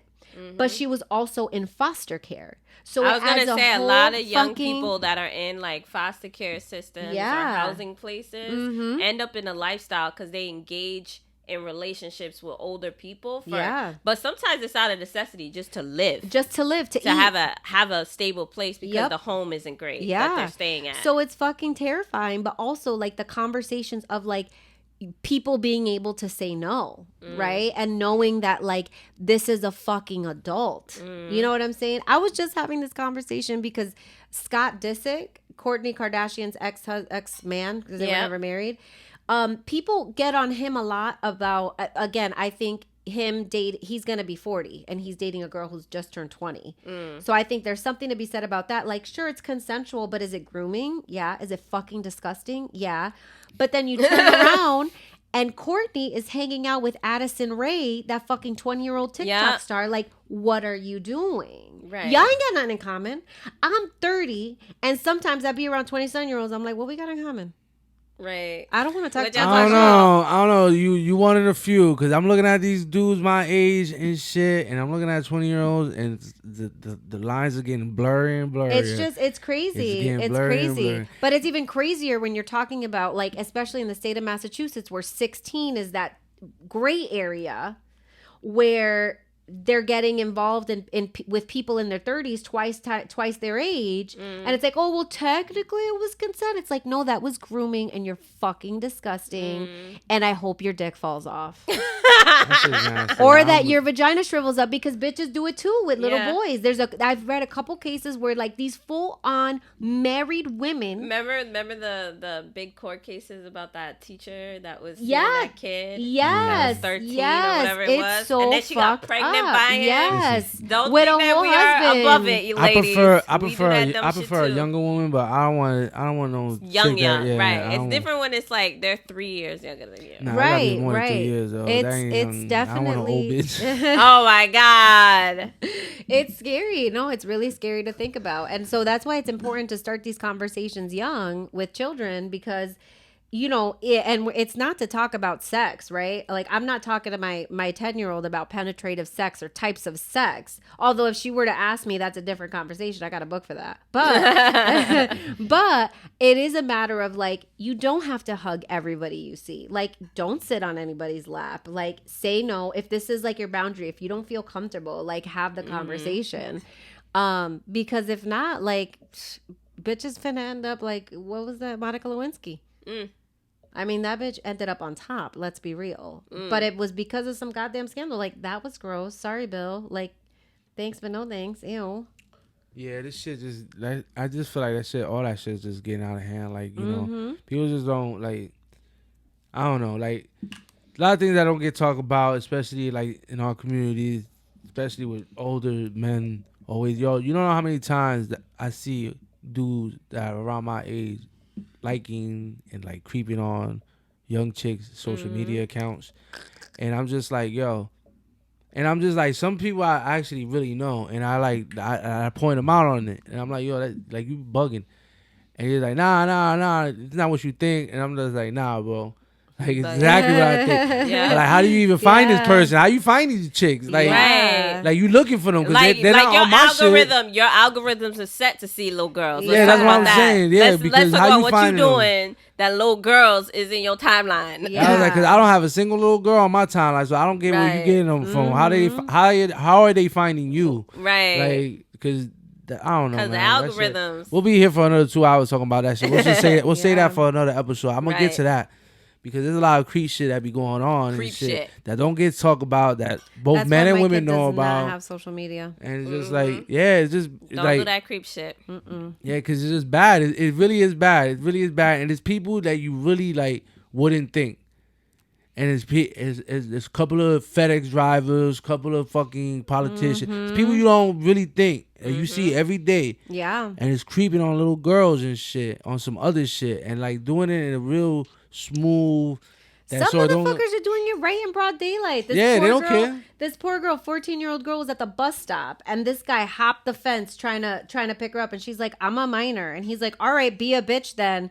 She's like, "I'm 14. Like, you're a fucking adult." Like, so she recorded herself. It was this whole fucking ordeal, and then nothing even happened. They tracked the guy down. He didn't do time. He didn't get in trouble. But, like, she was like, "This motherfucker could have kidnapped me," and I was just, like, on my way to school, like, waiting for the bus. I mean, how many Right. times, it don't matter what hood you in, how many times have you seen being, like, you know, especially girls, how many times have grown men honked on you? Absolutely. The first time I was honked at, I was 11 years old. The first time somebody told me that. Just think about that. I remember a grown ass man, and I was 12, and I had, like, breasts.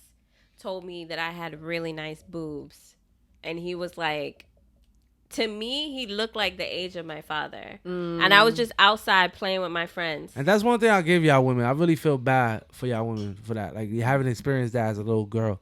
Like, because, like, you know, I'm a dude. Like, I see the world whole differently. But I see that grossness. It grosses me out when I see it. Like, Yeah. I be driving to work. I remember I was driving to work one day, right? And there was these girls walking, little girls. They were all out here. They wear uniforms and shit. So you know exactly, Yeah, what school-age grade girls. and everything. What school, So everything. yeah, exactly. So they're walking and shit, and right away That's all you heard. Yo, right on cue and shit. And so you could see how, creeped out these girls look because it was a car full of dudes. Now, mind you, I was just by myself. And it's a few times I actually will play Captain Save-A-Hole and shit. Because I was Do at you the think you I was do at that the light. also because now you have a daughter? Yeah, I most definitely and shit. I felt some type of way because I was just like, I started cursing them out. I'm like, yo, y'all all disgusting. Like, I said it straight out to them. I'm like, yo, y'all all disgusting. You know them little babies. And they was just laughing in my face. And so I just threw. I just bought a coffee. I threw that shit in the car and shit. That shit got all over them and shit. I drove off. I was like, so if any one of them ever watched this shit, that was me. And I did that to y'all shit. So ready to put some young person in their place for being fucking disgusting. Yeah. I'd be ready to talk to their moms. I'm like, where's your mother? Where's your Yo, father? the craziest shit I seen a couple of days ago was these two kids at a gas station filling up on each other, right? And nobody's saying nothing. They kissing, they filling up on each other, like in the middle of the, like inside the AM PM and shit. I'm trying to get, my blunt. And I gotta see this sex show in front of me. It's just like little ass kids. And he's doing the most, grabbing the titties, ass, and shit. Oh my God. And I'm just like, yo. Like, I literally yanked them. And I'm like, yo, bro, what's wrong with you? And you know what made me mad? Is there was mad adults there just watching it, right? And nobody was saying and commenting, nothing. no doubt. No, they was just, like, making the face like, but nobody was saying nothing. You feel me? So I'm just like, yo, have respect. That's your girl. Have respect for her, first of all. I was like, cause you over here grabbing up on her in front of everybody, in front of grown-ass men and shit. I was like, that's number one. Number two, I was just like, yo, you're bugging. Who your dad? Right. I'm gonna call that nigga right now. I'm all about a parent. I'm like, who's your mother? I'm like, yo, you bugging. I was like, cause I know your dad don't know you out here letting this dumbass little motherfucker do this to you and shit. Or better yet, your mom. I'm like, yo, that's crazy. Yeah. I was like, yo, I felt mad. Like I didn't even know I was so mad and shit. And she probably didn't even like register like how that was wrong. No, she started crying. She started crying because I was all up in her face. Yeah. Like, she started crying because I was just like, yo, I'm like, yo, that shit's crazy. I'm like, yo, have respect for yourself. I'm like, for real. I'm like, this motherfucker don't want to have respect for you. Have respect for yourself. I'm like, you're a beautiful little girl and you out here letting this dude disrespect you. I'm like, it's me. I never did that to no chick. I'm like, you this little motherfucker bugging. I was like, and you a little too horny. You will come out being some type of rapist ass motherfucker. Yeah. I was like, I did that. It's a little rapey. I'm like, nah, for real. Yeah. I had to tell him about himself. I'm like, yo, that's that you on some other shit with it. You about to be a full-blown child molester / rapist ass motherfucker. Yeah. Because you already in training. Because you out here not even giving a fuck. Into exhibitionist sex. Like, that shit is just crazy. Yeah, or a cuckolder. Yeah. He's definitely a cuckolder right now. I'm just going to say it. That shit. Google it. That shit just sound crazy. It's definitely, it's awful, but like, my parents definitely conditioned me to that as well. Like, what you allow a person to do to you in public says more about you than the other person. Mm-hmm. And for a while I'm like, fuck that. But then I was like, oh yeah, I guess you're right. Like, because that'd be doing the most. And it's not so much like, I was just having this conversation the other day, right? That it's not so much about, right there. We know that no matter what people wear, specifically people who identify as women, it's not about what you wear. It's that there's sickos out there, right? Mm-hmm. So if you want to go out in a thong and a nipple tassel, great. Do your thing. But people gonna react to the thong and the nipple agreed, tassel. yes. And so for as much as I want to tell like my child, my daughter, right, who like is 10 but looks like she can easily be 13 or 14 years old, like, wear what you want, but understand that like leaving my house in nipple tassels and a thong is going to be unacceptable. Not because I judge you or I think you look bad, right? Because you probably fucking are going to look great in it. But it doesn't mean that fucking Joe Schmo around the corner is not waiting for you to throw you in a bag and put you in his trunk. Right. Así que por favor, recógete, mamita. It's not just that. I don't care. I don't really believe you should wear what you wear. We're all like advanced human beings. You shouldn't be walking around like you're still a savage in a loincloth. I wish I could just walk around naked. Reality is I can't. It's just not. If everybody walking around naked? Like, if it was socially acceptable, if everybody was walking around naked tomorrow, it would not be It just if everybody's Yeah. walking around naked tomorrow, all that sex stuff is gonna happen. But I feel like eventually it'll die off, and then like maybe it'll be change normal. things. Yeah, like I think about the places in Europe, the beaches where it's normal to be topless, right? Like people are not sexualizing breasts because since the beginning of time, people are just topless in Europe at the beach. Yeah, but don't they don't let Americans be naked though. No, I heard, right? No, just European. Just But I European. remember you like know why, right? Because they all got the same size dicks and shit. They get mad with that big ass American well, no, dick. because American Americans don't dick know just how to be swinging. act. They just don't know how to act. Yeah, so they're because our like, shit be swinging and they be like, yo, fuck. That's really what it be. I don't care. God. I watch European porn. They ain't fucking with us and European shit. porn. I was like, I watch porn. Oh I was my like, yo, God. they ain't fucking with us and shit. That's why they Yeah. mad. I was like, no wonder they don't let us. That's Loso's theory. It ain't because we act That's the act theory. tough. It's I because said what I said. we just niggas gonna be looking better out there. Yeah, hell Bigger yeah. dicks. Big American Looking dicks looking is raw. exotic out there. Oh my Just swinging God. all over the place. God bless America, just swinging everywhere. Oh my God, with The Nowhere. American flagpole. With the American flagpole. flagpole. flagpoles. Oh my God, es que me That's why, muero. shout out to y'all Europeans. Standing That's why y'all ovation. mad, man. Yes, It's all right, yes. man. It's Didn't all you right. have French listeners? Shout out to them. Yeah. Yes. Shout out. I know they mad as hell right I now. bet all of our French listeners have big dicks. I'm sure you guys do. Yep. It ain't no American big dick. They got something going on over I there. don't know about that. I let them boost you up. On It ain't that. no Jose can you see kind of dick. Ay, Dios mío. So what do y'all think the world gonna look like when y'all run it, man? Well, I don't know. Like, I won't be running it, in my lifetime. But I'm thinking, like, probably like.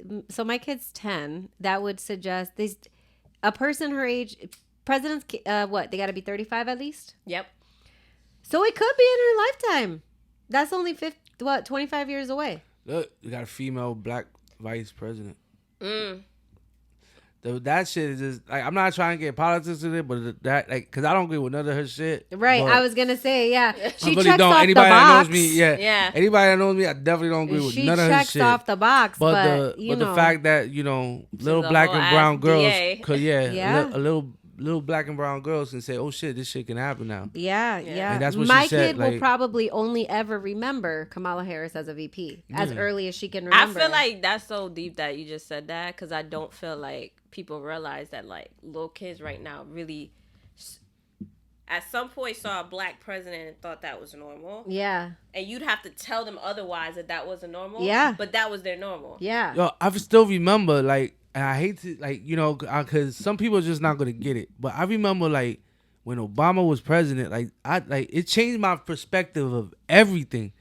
Like, anything was possible. Like, really, anything was possible. Yeah. Like, at that moment, yes, racism still, all that bullshit still, but damn, if he can do it, it's possible. Yeah. We always thought it was impossible. Yeah. We was always conditioned. We always taught ourselves that, it's never going to happen. It's going to take 1,000 years to ever see that type of progress. Yeah. And then for it to happen like that and like, oh shit. And then it happened again, this time with a female, like, oh shit. Like now, really. Like now It's you really possible. like, it's like, oh shit. Like my daughter could really be president one day. Like, if she Yeah. It's just just wanted like, to. if she just wanted Yeah. to. If like, she just wanted to. And just thinking about, like, but everything that's true about all of those people, right, is that they, even if they grew up poor, like, still went through education. Yeah. Like, grinded on that. Mm-hmm. And that was, and you know what? You were talking about, like Latinos. And what's interesting about the statistics about Latino women are outdoing Latino men in college, right? Mm-hmm. But what I saw, because I was reading an article that had, like, different graphs of, like, Latinas, in comparison to white counterparts, etc., right? And other races. And they did it from, like, different education levels. So people who dropped out of school, people who, like, at least had a high school education or a GED or some equivalent, right? And really, the people who get to Latinos were more successful if they just didn't drop out. Interesting. If you just didn't drop out, right? If you just stuck with it, even if you decided to, like, drop out, get a GED, you are more likely to be more successful if you just don't drop out. If you drop out, you are less likely to become anything and and even to get the same pay as other ethnic races. You literally just have to, like, stay in school. Yeah. No matter what you do. And it didn't matter if you had children and was in school. You were still more likely to have a better income 20 years later if you just stuck with it. And it's really that, like, giving up or just dropping out, right? And not to say, like, you don't go to fuck shit schools and you just don't want to be there. Right. Or you're misunderstood in school, or you have other issues that nobody wants to deal with, and so they push you in a corner and label you as a bad kid and you don't have no advantages. That shit happens. Yeah. It definitely happens. For sure. But literally, that's what I saw in that graph really held back Latinos from being at the same rate as black women and black men. Because black women right now, there's an article in 2019, because 2020 was different for college anyways, because of what was going on in the world. But black women in 2019 was rated the most, like, successful as far as education, the most educated in the United States. And they're also less of a population of people in the United States. Like, black women don't make up the biggest population. But of the women that were black, they were getting the most education, most college education degrees. Even though it didn't necessarily translate it. It said, like, they would get this. It still didn't translate in the whole, like, so dynamics of, like, racism or whatever that happens in income pay, right? But it would take a black woman 6 months more to get the same pay as a white male counterpart in the same career because of just where you start at. But either way, black women in 2019 was the most educated population, right? And I feel like for Latinas, they can get there because even now they're still outdoing the Latino men in colleges, which is why I think you're absolutely right. Eventually, the dynamic is that women are going to run the world, right? And what does that look like? I didn't even get to say. But I feel like the roles will be reversed. I feel like men are still going to be working, but they're probably not going to be the biggest breadwinners. I don't think they're the biggest breadwinners now. You spoke I've Clubhouse. never dated a man who made more money than me. I was just about to say that was one of the discussions on one of the Clubhouse chats I was in, right? And it was some chick from one of the housewives, I'm not gonna say her name, right? She was talking, we was all listening and shit, and talking about men being providers and shit. And I was just like, yo, y'all women act like y'all can't Google the numbers and everything, especially when it comes to black and brown men. And I was just like, y'all get all the jobs. I was like, let's take the white people out of, like, the spectrum. If you just look, who drives the nice cars in your hood? Who are the biggest homeowners? It's not men. It's our women. It's our women that are buying the houses. It's our women that are going to college. It's our women getting those, executive jobs, whatever you want to call them, office jobs and shit and everything. And, the men that ain't like me, that ain't on the streets, they're the ones that you either see as drivers or in constructions, but you rarely see them in college. You get what I'm saying? And they're not athletes. And that's not even a U.S. thing, because I also read, like, that's a global thing. Women are just outdoing men in that's the what I college mean. aspect. That's why I said world. I'm not just, this is not just an American thing. You're now seeing, even in, like, the Middle East, women are, like, now going to colleges more. Iceland. It's just like, Iceland, now, 77% of their college educated folks are women. Before we got into this, before Sasha got here and said, me and Nick was talking, I was telling her, like, like men, like, back in the time, men ran the world because muscle was relied. You needed muscle to build pyramids. You needed muscle to fight wars and shit. Now we're getting to the point where we're not going to need muscle to do wars anymore. So my question is, if that one dynamic, because that built what made men built the world and everything, was through war, was through being stronger, was the ones that was the hunters and everything, the gatherers, brought it back. You take that dynamic is now gone, right? And now women are the ones bringing the money, and since money is the only thing you really need and shit, what's gonna happen to men? Y'all are still gonna. Here's the y'all thing, gonna right? be what y'all always been, Yeah, semen donors. Well, here's the thing, right? Like, we've Someone kind to rub of my talked back. to this. Women control sex, but men control marriage. Okay, women control sex and men that's control marriage. deep. Why do I say that? Right? I was in a 10-year relationship, was engaged, never got married. Was in a 6-year relationship, was convinced I wasn't wifeable, but was willing to ride it out, and did not even get engaged. Was with a guy, engaged a year later, and we're getting married next year. Like, he didn't fuck around. There was no double thought. And it wasn't reliant on whether or not I was fucking him, But he was like, okay, this is the one I'm gonna marry. Like, we control the pussy, we control the sex, no doubt. But men control the marriage. So for as qualified, educated, money making, deal making, business building, childbearing that women are, or that you were and Or had that- like 2 long-term relationships and Yeah, still I didn't think- get engaged or agreed. married. Men will still control that aspect of whatever societal So y'all have norm that. that means. Y'all don't have that. Which is huge. No, which is huge, right? Yeah. And obviously marriage means But different things look, to but different dudes don't want to people. marry no more. But that's my whole point. But Remember the wild why? marriage? Why don't men want to marry, right? Be- There's this a sense of I mean, I don't know, I'm not a man. But I think there is this certain level, like once women reach a certain level of like education or whatever it is that they get, and like they don't want to date down. Like you get with it or you don't. You keep up or you kick rocks. Like, you know, which is not to say that like, you know, dating down is bad, right? But there is this mutual I mean, understanding. at this point, what I'm saying on this whole like going through the statistics, women, you're gonna be dating down. It's gonna 100%. be there's this many, even with among black women. I'm just speaking from my own race. Like even the black men are not getting degrees at the same level as black women. You know what I'm saying? So even if you met somebody who matched you, maybe you made more money than him, or maybe you're in a different industry But that's moving I'm faster even than noticing his. white people starting to have that same It's problem. same thing. I'm starting to notice a lot of white However, women. white women, Yeah. in comparison to Latinos and black women, are not going to college. I don't know No. what's happening there. But the numbers of white women going to college are now diminishing. Well, it could be too. We're entering that phase of like trust fund babies, right? We're past the boomer stage, so they're starting to die. They're starting to die. Like, you know, like if you think about like my white friends' parents are old. My parents are 58.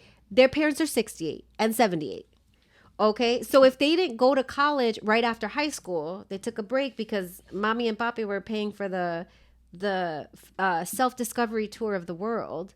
Okay, I know this one bitch in particular whose parents own a very successful law firm in this very area.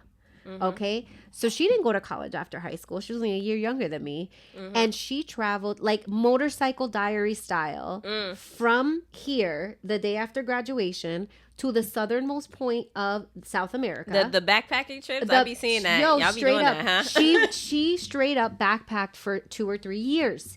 Yeah. Years. So she did South America, Central South America for a year. I don't know how the bitch didn't die. Because there was times where I'm like, she looks like she's on ayahuasca and she's about to fucking kick the bucket. Like, who is taking care of this girl? But on top of that, then she did the European tour. Then she did the fucking Asia tour. You know what I'm saying? And I was like, how are you not like dead? She didn't go to college. She didn't do shit. She came back and she's still living la vida loca. Her sister, who also, she went to college for business, something about business. You okay, Los? She owns two stores. That one hit hard. So I shouldn't even care about you.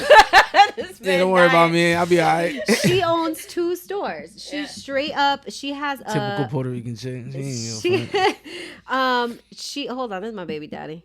What's up? Question mark. Call me twice back to back. What you want? Okay, I don't parent till 8 p.m. Real. It's your day, honey. It's your day. It's your day all day, all hours. Okay, papi. All the No me hours llames. is yours, honey. I don't be calling you, which is all mine. I don't. That's a whole other I wish my thing. baby mom was that simple. Yeah, I'm like, yo, just text me. Yeah. If he calls me a 3rd time, I might have to answer. But if not, he's all right. You know what? Give him 5 times. If it's 5 times, it's fine. She probably got hurt. But anyways, yeah, like all the I feel like all the white people now that are not going to college, that didn't go to college, are all the trust fund babies whose parents are dying and now they have the inheritance, or the grandparents are dying and they come into money. So it's different, and they're able, those same people, Or they're marrying the people that they could be stay-at-home those moms. people that did not go to fucking college are the motherfuckers that Not for have nothing. $2.5 A lot of million them also to being YouTubers. gentrify places like Holyoke and are opening cannabis shops where motherfuckers are still locked up for. Don't even get me started on that shit. Oh, But man, they're yeah, like man. the young, the hip, the millennial vegans who like microbrew their beers in the basement. They opened up a bike street. They was just opened about up. to say, yeah. They opened up a bike shop on High Street. What was it? The cycling? What's that freaking? Oh, not Peloton. The fucking Soul Cycle. Soul Cycle. They got Soul Cycle, and they're opening up Herbalife fucking bars or whatever, nutrition bars. Like, but they had the money and they inherited the money to kickstart a fucking dream and make it happen. Some of these people are making jewelry out of fucking recycled bottle caps and shit, or they're like, we're I'm telling you, white oceans. people started a new wave of just They're becoming creators. like, They're creators. Yeah. They're got YouTube this- moms making millions of dollars cleaning their house. Yo, They don't need to because- go to college. Yo, but not for nothing. Shout out to them though. Like they're just starting to say fuck college out of nowhere Yeah. and shit, and just started doing their own thing. But again, a lot of them not playing the long game anymore, and that's their problem that they don't get and Yeah. shit. And that's one We thing. gotta play the long game, And y'all. that's one thing- Everybody play That's the one long thing game. our women has been doing, and I've been trying to like stress the longest. I've been trying to like rehabilitate my mind and of the way it thinks, and get out that hood mentality of certain shit, and just understand that like, yo, I really need long game. I need to start thinking about, like I don't want to work forever, and everything. And the way I lived my life and everything, I wasn't thinking about those things, and I had to like really start from scratch on building a retirement. When if I really would have thought about this sooner, that's why I was like, yo, if I ever have a son, like he's definitely gonna know this shit about life insurance, about retirement, about investing and shit, and like really And those having are a the side things hustle. you learn later in Like- education. Yeah, big time. Like another guest we're about to have is this like another woman of color. She's very big in stocks and shit, and That's a big one. and you know I really like that a lot of people in the hood have started to get into stocks and shit, but she really like knows stocks, and she'll be able to break it down, and like I think it's gonna be really cool. Like I'm trying to bring things to the show where like people can really understand, even if you're not like The black most or brown, basic thing. but like you can learn at least some shit from people that know what the hell they talking about. Cause I feel like it's really important. Cause I wish I would have known it sooner. I was like, if I would have known a lot of things I know now, I was like, my life would be a lot fucking different. The world would be a lot different. Yeah. And it's just like, it's like if people just be afraid to say certain things. Like, yo, it's all right to understand that, like, yo, men are not making more money than women, especially you're black or Spanish. So a lot of women, y'all need to start fronting like you dating these ballers and shit. When really you damn well know he really not. He don't have investments. He doesn't have a retirement fund. He is not a baller. He just got right now money. Right now, money. But you went to college. You're working here and there and everything. You have the long money. So guess what? When he I know gets I always locked say up, like I'm not when rich right now, but child, when I'm ready to retire, they'll be old good. me got money. They'll be good. She got stocks and bonds, And what's baby. gonna happen to us men? We're still gonna be working. This is what they were saying about like why this trend of like women being the college educators one is still concerning, because men need to catch up, because men are going into those trade jobs, and it's like, what's going to happen when you're 50? People are not retiring at the same age they used to back in the day. And because they literally can't. And Like- we're also living longer. So, like, at 50, you might not be able to do the same job that you've been working for the last 20 years, because it's a physical labor job. What you going to do after that? Because you're still going to have to be alive for another 10, 20 years. Right. Which is why it's also important, like, even if a person, a woman dates down, right? Let's say she's got her degree in business management. If you're in a trade, if her husband or her man's in a trade, you just became his accountant. And now we keeping track of book, and then we build this shit together, right? We build this legacy, right? And or we set our children up And for that success. to me is like right now what I feel like marriage is that sort of it's like now we're gonna build something together, right together, right? And that contract is that agreement that we're building something together, right A couple of years ago, I used to be real self-conscious dating women that was like way more successful than me, had way more money than me. I But then definitely I dated guys who were so like they couldn't get paid. a lot of guys are. You think A lot of guys you got a won't little admit it. degree? You think you some shit? I'm like, Yeah. excuse me. A lot, what is especially that- a what does lot, that especially a mean, lot of though? like black and brown men I know, like really get intimidated by that and everything, because it just shows your failure and Or your everything. insecurity, And right? it's just really, because it really that, like, if I'm being 100, it really just shows our failure.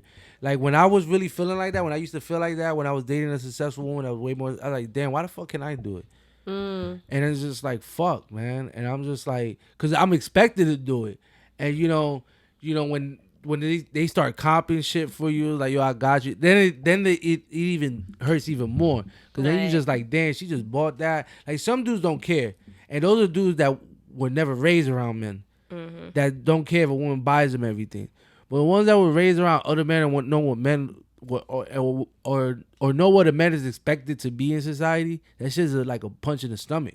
Cause you just like, damn, like, this is kind of embarrassing. Like, you feel kind of embarrassed by it, but you also don't want to be an asshole and be like, don't do it for me. But it just leaves you in a tight spot because you just, at the end of the day, you start looking at yourself like, damn, I gotta grind harder. I gotta meet her. I gotta be at her level. I have to. It's like, or succeeded. I like, a man feels like he either gotta be at that level or succeeded. Yeah. He cannot be below it and everything. Because if he's below it, it mentally fucks him up. Like, he's not good enough and everything. And that his fear is always thinking that you're gonna leave him for somebody more successful. And dudes won't ever admit that shit, but that really what it be. It ain't about the size of the dick or whatever. It just be like, damn, at any moment she'll leave me for a better nigga and everything because but I then ain't that thought process gets projected onto us in like rage and like other fucked up kind of relationship dynamics. And she's like honestly confused. I felt like I have dated people that were like not at the same level, either career or whatnot. But it's just like anytime that I offered to help out, it was in the mindset of like, this is just to help you get on your feet. Right. You know? Right. Like you about to be right there with me. Or like, I'm just going to help your dream right now because you don't have nobody else investing in you. Because I feel like Black women do that a lot in relationship too. It's just like, feel like, or even if maybe it's the mothering thing, right? Yeah, Where you're just like, I just want to invest in the future. Like, I just want to be that person that's going to show up for you. Right, and right. maybe we do that with like not the right people, but I feel like sometimes like that's what she's thinking. Yeah. And then but you're thinking something else. Yeah. And that, that fucks up the relationship too, the dynamic. And then she'll probably next time be like, I ain't gonna help these niggas. So last time I tried to do that got thrown in my face and my degree and everything I work hard for. Then we get that bitter bitch that you be talking about. Yeah. Yeah. Bro, like, fuck but then again, we get back to a whole other cycle because then that creates your bitterness and then you project it to us and then the cycle just continues and continues. Yeah, it's a vicious cycle. Yeah, it just keeps going because it's just like no side wants to stop. And it's just like, right.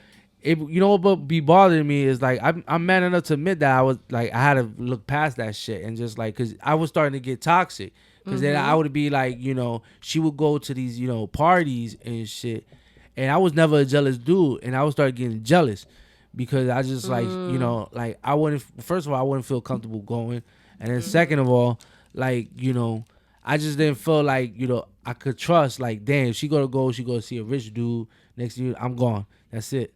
Well, it's funny you say that because I was, in some of the roles that I've occupied in my life, like, professionally, required like some after work interactions and things like that. And for a while, I thought that the dude that I was seeing at the time, like, genuinely was interested or like wanted to be a part of the circles that I was mingling with.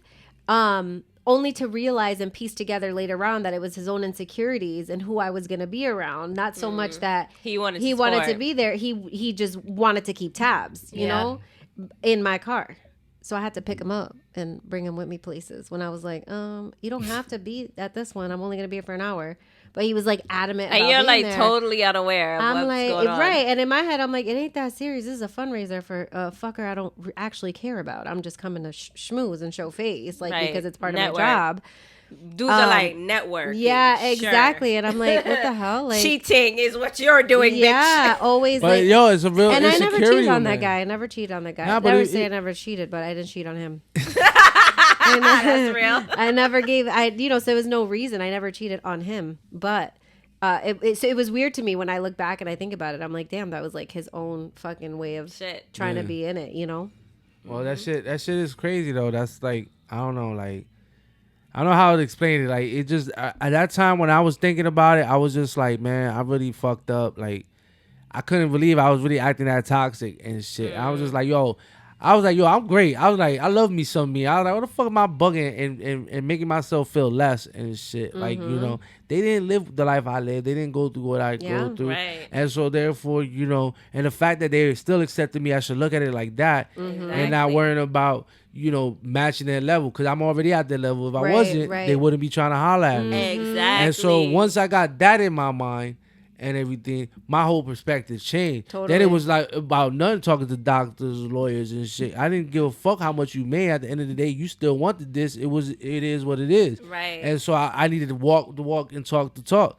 And so it's just like once I got that out of my head, I just I would be big them up. That's why I say people get shit confused, and it's just like the reason why I talk the way I talk to women is because I know women. I have women around me. I have women as friends. I really respect women. Yeah. But the problem is, I won't keep my mouth shut for nobody. And so I'm just gonna have certain opinions on shit that I feel like that need to be addressed. Totally. I'm getting tired of this whole I want a man to be a provider. I want a man to do this and that. When you know that the world's being set up for you to take over it and shit. Right. Those days are done, mama. Yeah. I was like, they really is. You can now get an education with a kid and everything, and no problem. This world is being designed for you to take it over and everything, whether we like it or not. And so this whole provider shit is just getting out of hand because it creates all these black and brown boys killing each other. Yeah. They think they have to do all this extra shit to impress you and everything when you leaving us behind. And you know it. And so- divesting. I can't tell you how many conversations I've been on where women of color, black and brown women, are divesting in black and brown men. And it's sad because they, like I said, they have these unrealistic expectations. But the same expectations that are thrown on us is also happening to us about our own men too. Yeah, That no. they ain't shit. Yeah. That they ain't shit unless they have X, Y, and Z Yeah. shit. That's probably what you was listening at in that Clubhouse thing. Like, Yeah. like this is what a provider is, and right, and it's built in an ideology of somebody else's stereotypes, Right, and not the exactly. reality of the communities that we grow up in and Yeah. what is expected. Our survival of that, and it's Right, even right. worse for the men, and just men in general, right? Well, have different odds of staying alive than women. Yeah. The because funny of thing life is, that they live. the thing that she got mad at me is like, you said, all right, men are supposed to be providers. Well, women are also only supposed to belong to one man. And so you already come with 4 kids, with 2 different baby dads and shit. So therefore, you are not meeting the It is, requirements. yeah, You are yeah. not meeting the requirements of me being a provider. Yeah. Because if I'm supposed to be the man or the provider, you're supposed to be my woman. You're not supposed to come with all this baggage, all this extra Yeah. All these because extra men. all these extra men, all this they were supposed to be history the and provider. shit. I was like, And yeah, then what you happened gotta- to them? You got to provide for these kids, but you can't even discipline them. You can't tell them to go to their room. You Exactly. can't give them a tapaboca real quick because they're being disrespectful and telling you Y'all you bugging. can't kiss Y'all- their mom. Yeah. Y'all bugging. Yeah, no, that's I see why. you listen to that Yeah, episode. you already know. No, Those but couldn't do seriously- shit. Love a fan. Those Love are a good. fan. And Those are calling could be you a provider. papi, then. like, are you kidding me? I don't even know. That's This why is it's crazy. funny because even though like I have a kid and everybody, whoever I dated afterward, not everybody I wouldn't say that I dated people afterward. I fucked around, so not everybody met my kid, but certainly like. That's why it's not an expectation for you to provide. I come with something that is not yours, that will never physically, biologically be yours, right? Right. It is nice, right, that you make the effort to be that. But certainly, like, I think for people who don't have children, they're at an advantage because they can not necessarily, they can have certain expectations and not have to settle based on the fact that they have a child or they come with this extra shit, right? Don't nobody want to raise your raggedy ass kids. Dead ass. My kid is 10 and she's 10 going on 20 and I'm ready to whoop her ass, but it's okay. Like, I will deal with that. Right. It's not an expectation that like, well, now you got to be her dad. And no, you tell her to do like, no. Like, No. I will whoop that ass. I will fucking lay down the law. Sometimes, he'll like if she's giving me a hard time, he's like, Leela, can you just listen to your mom? Don't give her a hard Yeah, time. but I think every man does That's that. 'cause different, right? That's just cool for us. Like, yo, can you chill out? And this shit Right, getting annoying. because and he's a super chill, like Yeah, he's yeah, a yeah. super chill ass. My cousin calls him Dawson's Creek. That's kind of, and I'm like, you know what? He is like a '90s heartthrob, like cutie. But she, you know, I mean, and she doesn't take it any type of way, obviously. But like, you know, I don't expect him to put hands on her. Like, I don't put hands on. I'd be talking shit saying I'll fuck her up, but I'd be feeling bad. I've given her a quick tap on the lip a couple times, but I'd be feeling bad about it. And I apologized to her after. And you know what? That's why I'm in the predicament I'm in. But I won't even get into that. But that being said, I think that, you know, there is value in men and relationships, right? Like, there's no way that we can rule the world and be all high and mighty without our counterparts, right? We have to coexist. I mean, I don't even get in trouble with the feminists, though. They'd be like, we don't need men. I don't agree with that. I don't agree with that either. I agree that everybody needs somebody. That's so right? stupid. Yeah. No matter it's a who that partnership. somebody is, like, you need one needs the other. That's exactly. Just plain Businesses simple. don't run by themselves. I would love to say I don't need bitches, but exactly. but I need bitches. I agree. And you know what? If you were to have asked me this literally 10 years ago, I'd be like, fuck that. I used to tell my baby daddy all the time. And I think I still apologize to him for that to this day. I used to tell him pregnant while I was 19. Like, you can leave and we will never need you. Yeah. I used to, and you know what? That. And that's that. I realize now that I'm, You're a whole older, ass parent now. Yeah, that I'm like, this shit wow. is hard. Yeah, well, not even that it's hard. We have like a very good co-parenting relationship, I would say. And he had a health scare over the summer that I was like, oh my God, I almost actually became a single parent. I don't mean to cut you off, yeah. but I don't know, like, how deep you realize what you just said and how much that affects black and brown couples. It wasn't until that I mean, we were never going to be together, but like, for as much as I felt that, I would never say that ever to a person that I'm building building a human with, right? Yeah. Like, I would never be like, I ain't never gonna need you. Like, actually, I take that back, right? Like, he got her right now. But they're saying it. Y'all, women are saying it. Yeah, and that's People so. Women are doing it. Yeah, and it's really, it's so like, bad. It's so bad. I don't women have are kicking. children. Listen, women are kicking men out the picture because they can, and because they're just like, fuck it. I don't want to deal with his psycho shit no more. I want to deal with his toxic shit no more. I don't need him. Society already tells me I don't need him. Yeah, and it's just like, damn, you just took a kid. Society telling you just took a kid's father. I was like, listen. Sometimes you just gotta eat shit, man. I was like, even if you don't like the dude. Now, that doesn't mean you need to support all his toxic behaviors. Mm-hmm. If he's doing some stalker shit, that's one thing. Or putting hands on you. Or putting hands on you. But Violence. if he's making an attempt and everything, and yeah, you know he still likes you, try to work around that shit, because at the end of the day, that kid needs the father. And you just need that second person that you have a relationship for with. Just for that, anything. if anything, just for the help. Even if you don't believe. Happening to you, like, why you want to do it alone, you stupid bitch? Like, why you want to do it alone? Yeah. I don't have children, and just existing in life is hard on my own. Like, just, and that's just why holding it together, just to bring it paying full circle. all my bills on my own. That is why, like, bearing children is a conscious decision. Which is why you should practice safe sex, okay? Mm-hmm. Like, and I hate to sound like a Debbie Downer or a boner killer, but like, if you cannot picture sharing the rest of your life, not in marriage, right? Because just because you're fucking doesn't mean you're gonna get married to this person.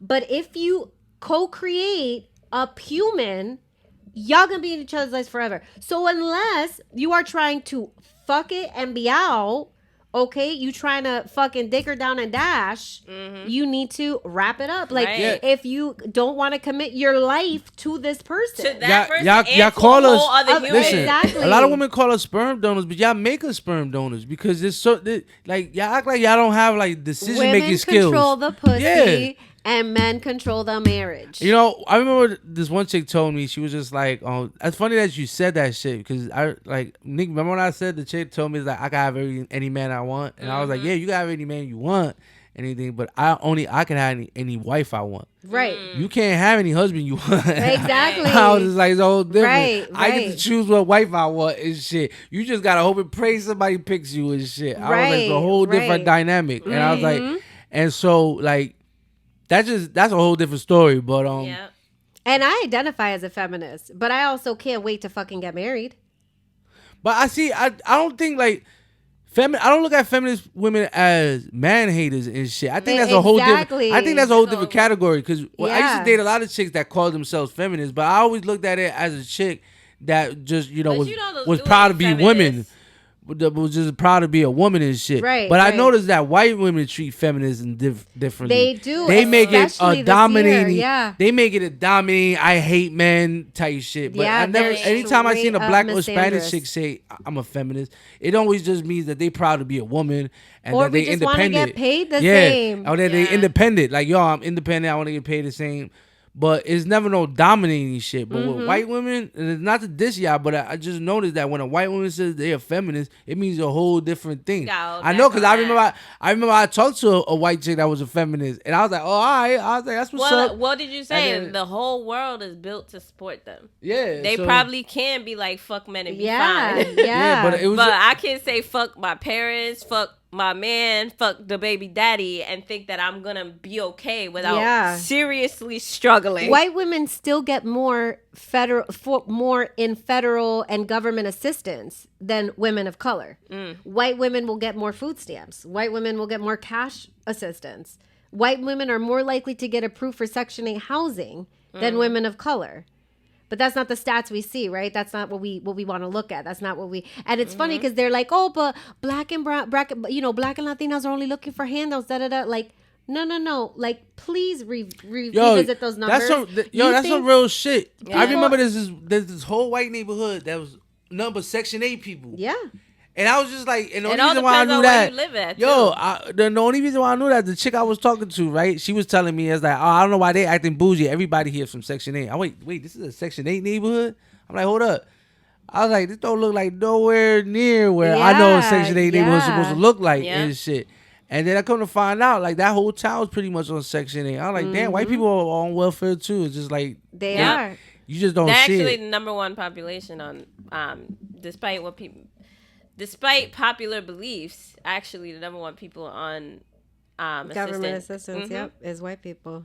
Of course, and that's not, they made it for them. They didn't make it for us. Exactly. The depression. They didn't make it for us. It was to save them from That- the depression. Well, That's you know how that what's came funny about. is that like I was on Clubhouse and there was this one room. These black men were talking about how the Black Panther Party and the free lunch program fucked up black communities in the long run. And I was like, oh, what? Which I disagree with because obviously it evolved. Once white people got their hands on that, it was over. But it was an interesting concept because then they turned it into like black women then kicking black men out of the home because they had government assistance and they were able to do like. Nah. But that's all a depiction, right? Like I'm like that's a Nah. narrative that like that's not what happened. That's because the welfare queen became an image. So welfare Exactly.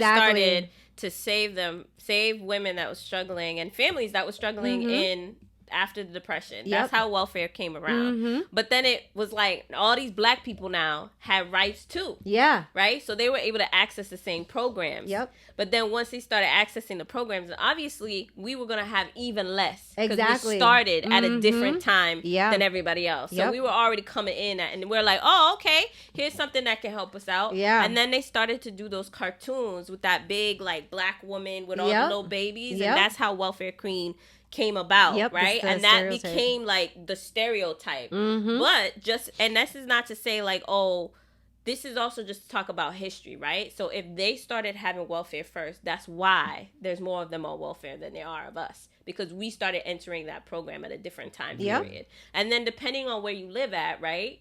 And who lives in that area, who you see is going to be like whoever is in your area. So you may not live around a lot of black people and maybe you see only people on Section 8 are other white people and vice versa. But I think the language and what's being talked about and the image that people still have is that depiction of the welfare queen being like a black woman. Yep. And that's just not it. But the Yep. but the other problem be in the way black and brown men are looking at it, especially black men, is just that like feel like women are abusing the system, and how the system is being abused so much that like men of color can't get help because the reality is there's so many black and brown women on Section 8 on welfare that there's not enough funding for men that are getting out from jail Right. to get housing. because they got to get the housing to the women. Women always get priority on housing. But period. that's because they put that also like feeds the narrative that you need to have children to be successful. Yeah. But before we go that, but I'm just talking about the animosity that minority men have towards minority women over the welfare situation is because we can't get the same amount of welfare you guys have access especially after incarceration. Y'all ain't supposed to have shit though. Y'all was never supposed to have anything. That's what society set up. Like, it's unfair, but that's what it is. Well, why do women act like they forget that though? I feel like a lot of women just don't know. They don't like. Again, like you know how hard I the more you experience of the world is the more I remember when was told me, he was like, yo, I can't believe you don't have a place at your age by now. I was like, yo, I just got out of jail and it's like almost impossible to get help. I was like, you got help. You got Section 8. How the fuck do you have the nerve to look down on me? Right, and you all said you got Section 8. Like you in affordable housing. I was like, I can't get that. I was like, if you sell drugs, you cannot get any type of cash assistance. Loso, what I'm gonna say too is like that's why it's so important to just keep striving to learn more, because you don't even think about education and learning and reading and all of that is you don't have, like, you talked about how you were able to achieve all of them shits while you in jail, right? Yeah. Why? Because you sat there and all you had was time to read and to fill your brain. Yeah. And the more you do that is the more you see the world. And that sounds cliche, right? But it's true. And on the flip side, though, I never understood in George Orwell's 1984 when he said ignorance is bliss. And so on the complete flip side, motherfuckers who don't know are just living. Yep. They're just coasting. Yeah. And it's just sad. And I really I was one of those people. And I was like, and I'm not no awakened motherfucker. It's just like I see the world different. When the first time I left the country, I really realized just how like small the world really is, and I just really think it's big. And it's just like, damn, man, it's just like they do the same thing we do, and it's just like, but it's also different, but it's also the same. Like it felt foreign, but also not that foreign. I don't know how to explain it, but it's just like, and the more countries I experience, the more I was just like, damn. The more I start looking at things different. And I feel like that's the issue of racism, right? It's like if you really just sat in your little corner of the world, you really think that you're it. And then you go and you see like, I'm really not it. And all of us is kind of the same. All of us is kind of the same. The more you fill your brain with that, the more you see it. You see a lot of white people that are racist never really know the race that they mad about anyway. Yeah. They never really do it, or they never really have like interact rude with assumptions it. on Yeah, what they just have people are. Yeah, they just like do, and it's just like it's different if you let's say you had a bad experience and just like you can sometimes overcome people that like that. Because I know people that just have bad experience with black or brown people and just like, we do that with each other. And so it's just like, Yeah, bad running with Puerto Ricans. I don't fuck with Puerto Ricans. Yeah. No luxury. Yeah. It takes you meeting other Puerto Ricans and giving them a chance for you to realize, actually, Latinos are not that bad. Yeah. And Latinos definitely do it with black people and shit. There's always that that friction there. Yeah. But it's because, the way Latinos are looking at it, they're seeing it from a different lens. But it was the black people that took my dad under their wing when he came from Dominican Republic. Didn't speak a lick of English, but could play the saxophone good as fuck. And the black guys were like, no, come here. Like, you're our friends now. Like, you look like us. Like, and it was them. So I never grew up with that. There was certainly like colorism that existed. I think colorism is very big. Within very our own, big. And even like me, believe it or not, like I'm considered the tannest one of the four of us. I have 3 siblings. But there was always this notion and assimilation to whiteness, right? That would increase the value or merit or cuteness or likelihood of success within our own cultures. You know what I mean? So yeah, that shit happens to us. Is the point I was making. It's not just like shit that white people are doing. Yeah, that's why, and that's why I be trying to tell each other. And that's why I be trying to tell white people and shit, and be trying to, because there's been a lot of like white people been trying to kill each other, right? And trying to self-hate themselves, and it's just like, yo, it's not even about that. It's really just about we just want to be treated like human beings, and it's just a simple fact. Y'all deal with the same shit we deal with. We don't deal with nothing different than y'all deal with. And they be acting like, dude, y'all on welfare just like we do. We got bum motherfuckers just like y'all got bum motherfuckers. You got crazy psychos. We got crazy. Everybody's dealing with the same shit.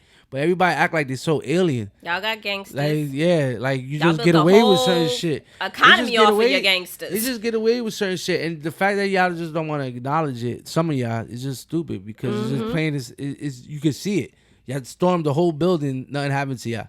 What more evidence do you need? And shit, y'all just need to relax. That's it. Yeah. Relax. Relax. Just calm down, like.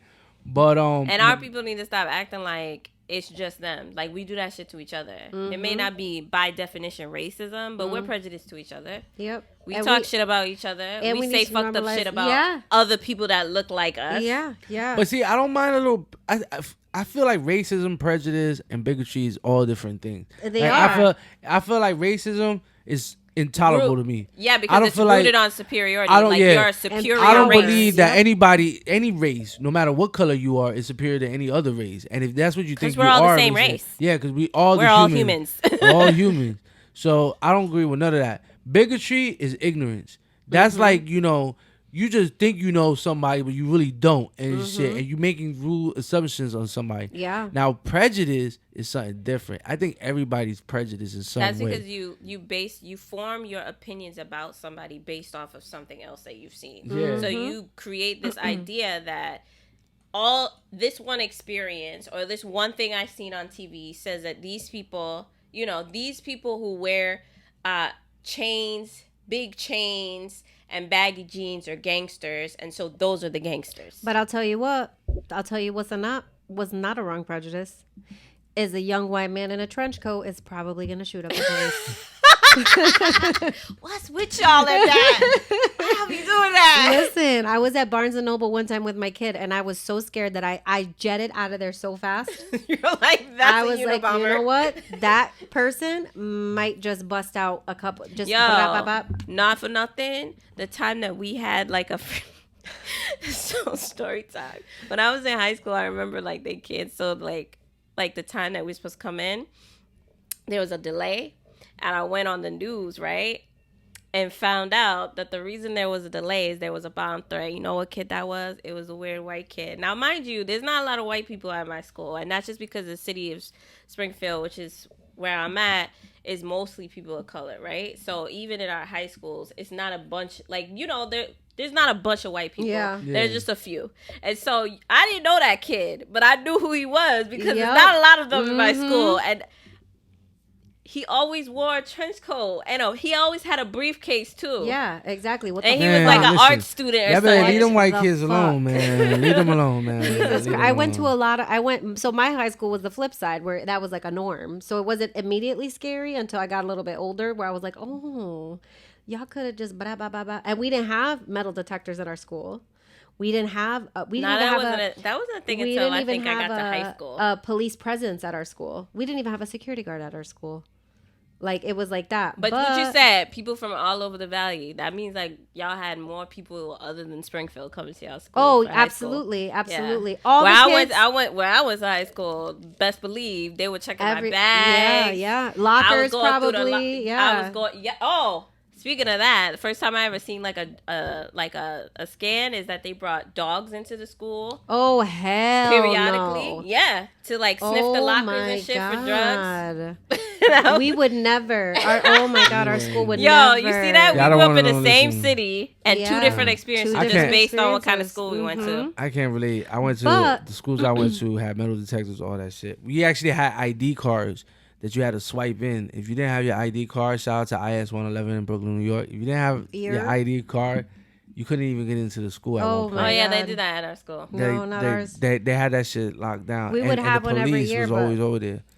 And at one point, they put bars on the second floor because people were getting thrown out the window. Oh my god, that's a different level. I can't even relate to that. Wow. But you never hear about that stuff in the news. But as soon as some white kids get blown up, like, you hear that. But I seen some shit in my school. Just like, But unfortunately, ladies, like, it seems like the quinceañera back there is about to start. Oh my god, the quinceañera. So that quinceañera is gonna be the president. Yeah. I hope so. With all this noise they're making back there. Hope you bring that same energy to the polls. That's right. Yes. But So first of all, thank you, Sasha, for coming through. Thanks Dope for as having hell, me. and like I'm really proud to see a Latina doing her thing and shit. Keep fighting the fight. Just know that we're rooting for you. Yeah, we okay with And, you running the world, Sasha. You know a lot of stuff. And Shout out to Cuba right now. I know y'all struggling. I know they probably won't even hear this, but I'm thinking about y'all. No, we all around. We on They're- everything. But, Well, they're and- completely excommunicated. And to all my Yeah. female listeners, which is about 90% of y'all and shit, like just know that I fucks with y'all. Like I really feel like women are about to run the world and things are gonna change. I really feel like that women need to start accepting that more and be more proud of that, and help us. And I'm talking about us, your men. You're kings, right? You call us kings and shit. Help us in this new world y'all building and shit. Cause right now we ain't got no direction. We really don't. We don't know where we're supposed to be. We're ready to or whip what y'all not. in shape. Get on board, man. So, Get on board. so with that We being will said, teach ladies, you about the long game. let's learn this long game and let's learn it together. We can run the world together. All right, Neek. Give out the handles. Tell where they can find follow Sasha and all that. Thank please. y'all for listening to us. If you are listening to us on a podcast, make sure that we're available on all things that you listen to for podcasts. But we also got a YouTube channel called Bluntz Too, or you could just go on YouTube and write Bluntz Coffee and Tea. Make sure you spell that coffee with a K.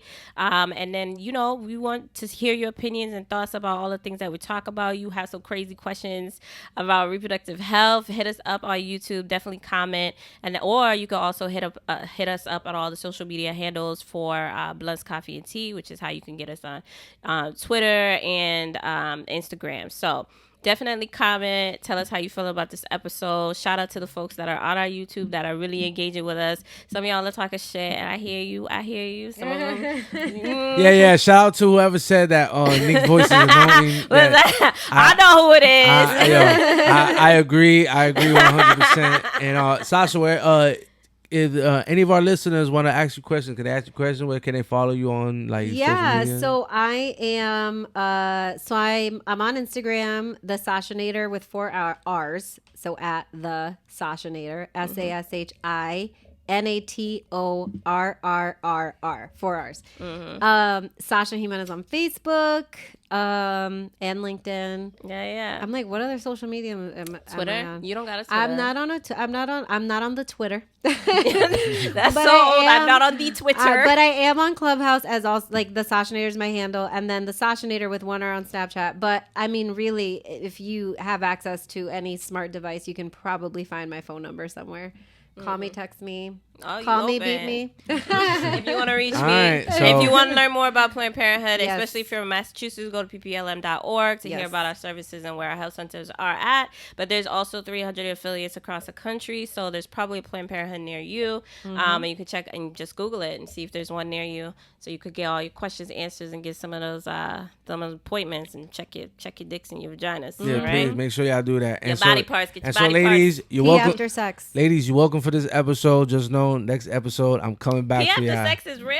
Coming back for Yeah. y'all. Pee after sex is real, y'all. Pee after sex is real, big time. Pee after sex. Hit me up and I'll answer why. pee after sex. Make sure you pee after sex. Or Like, comment about it. yeah. Ask why. Thank All right. you. Y'all be easy.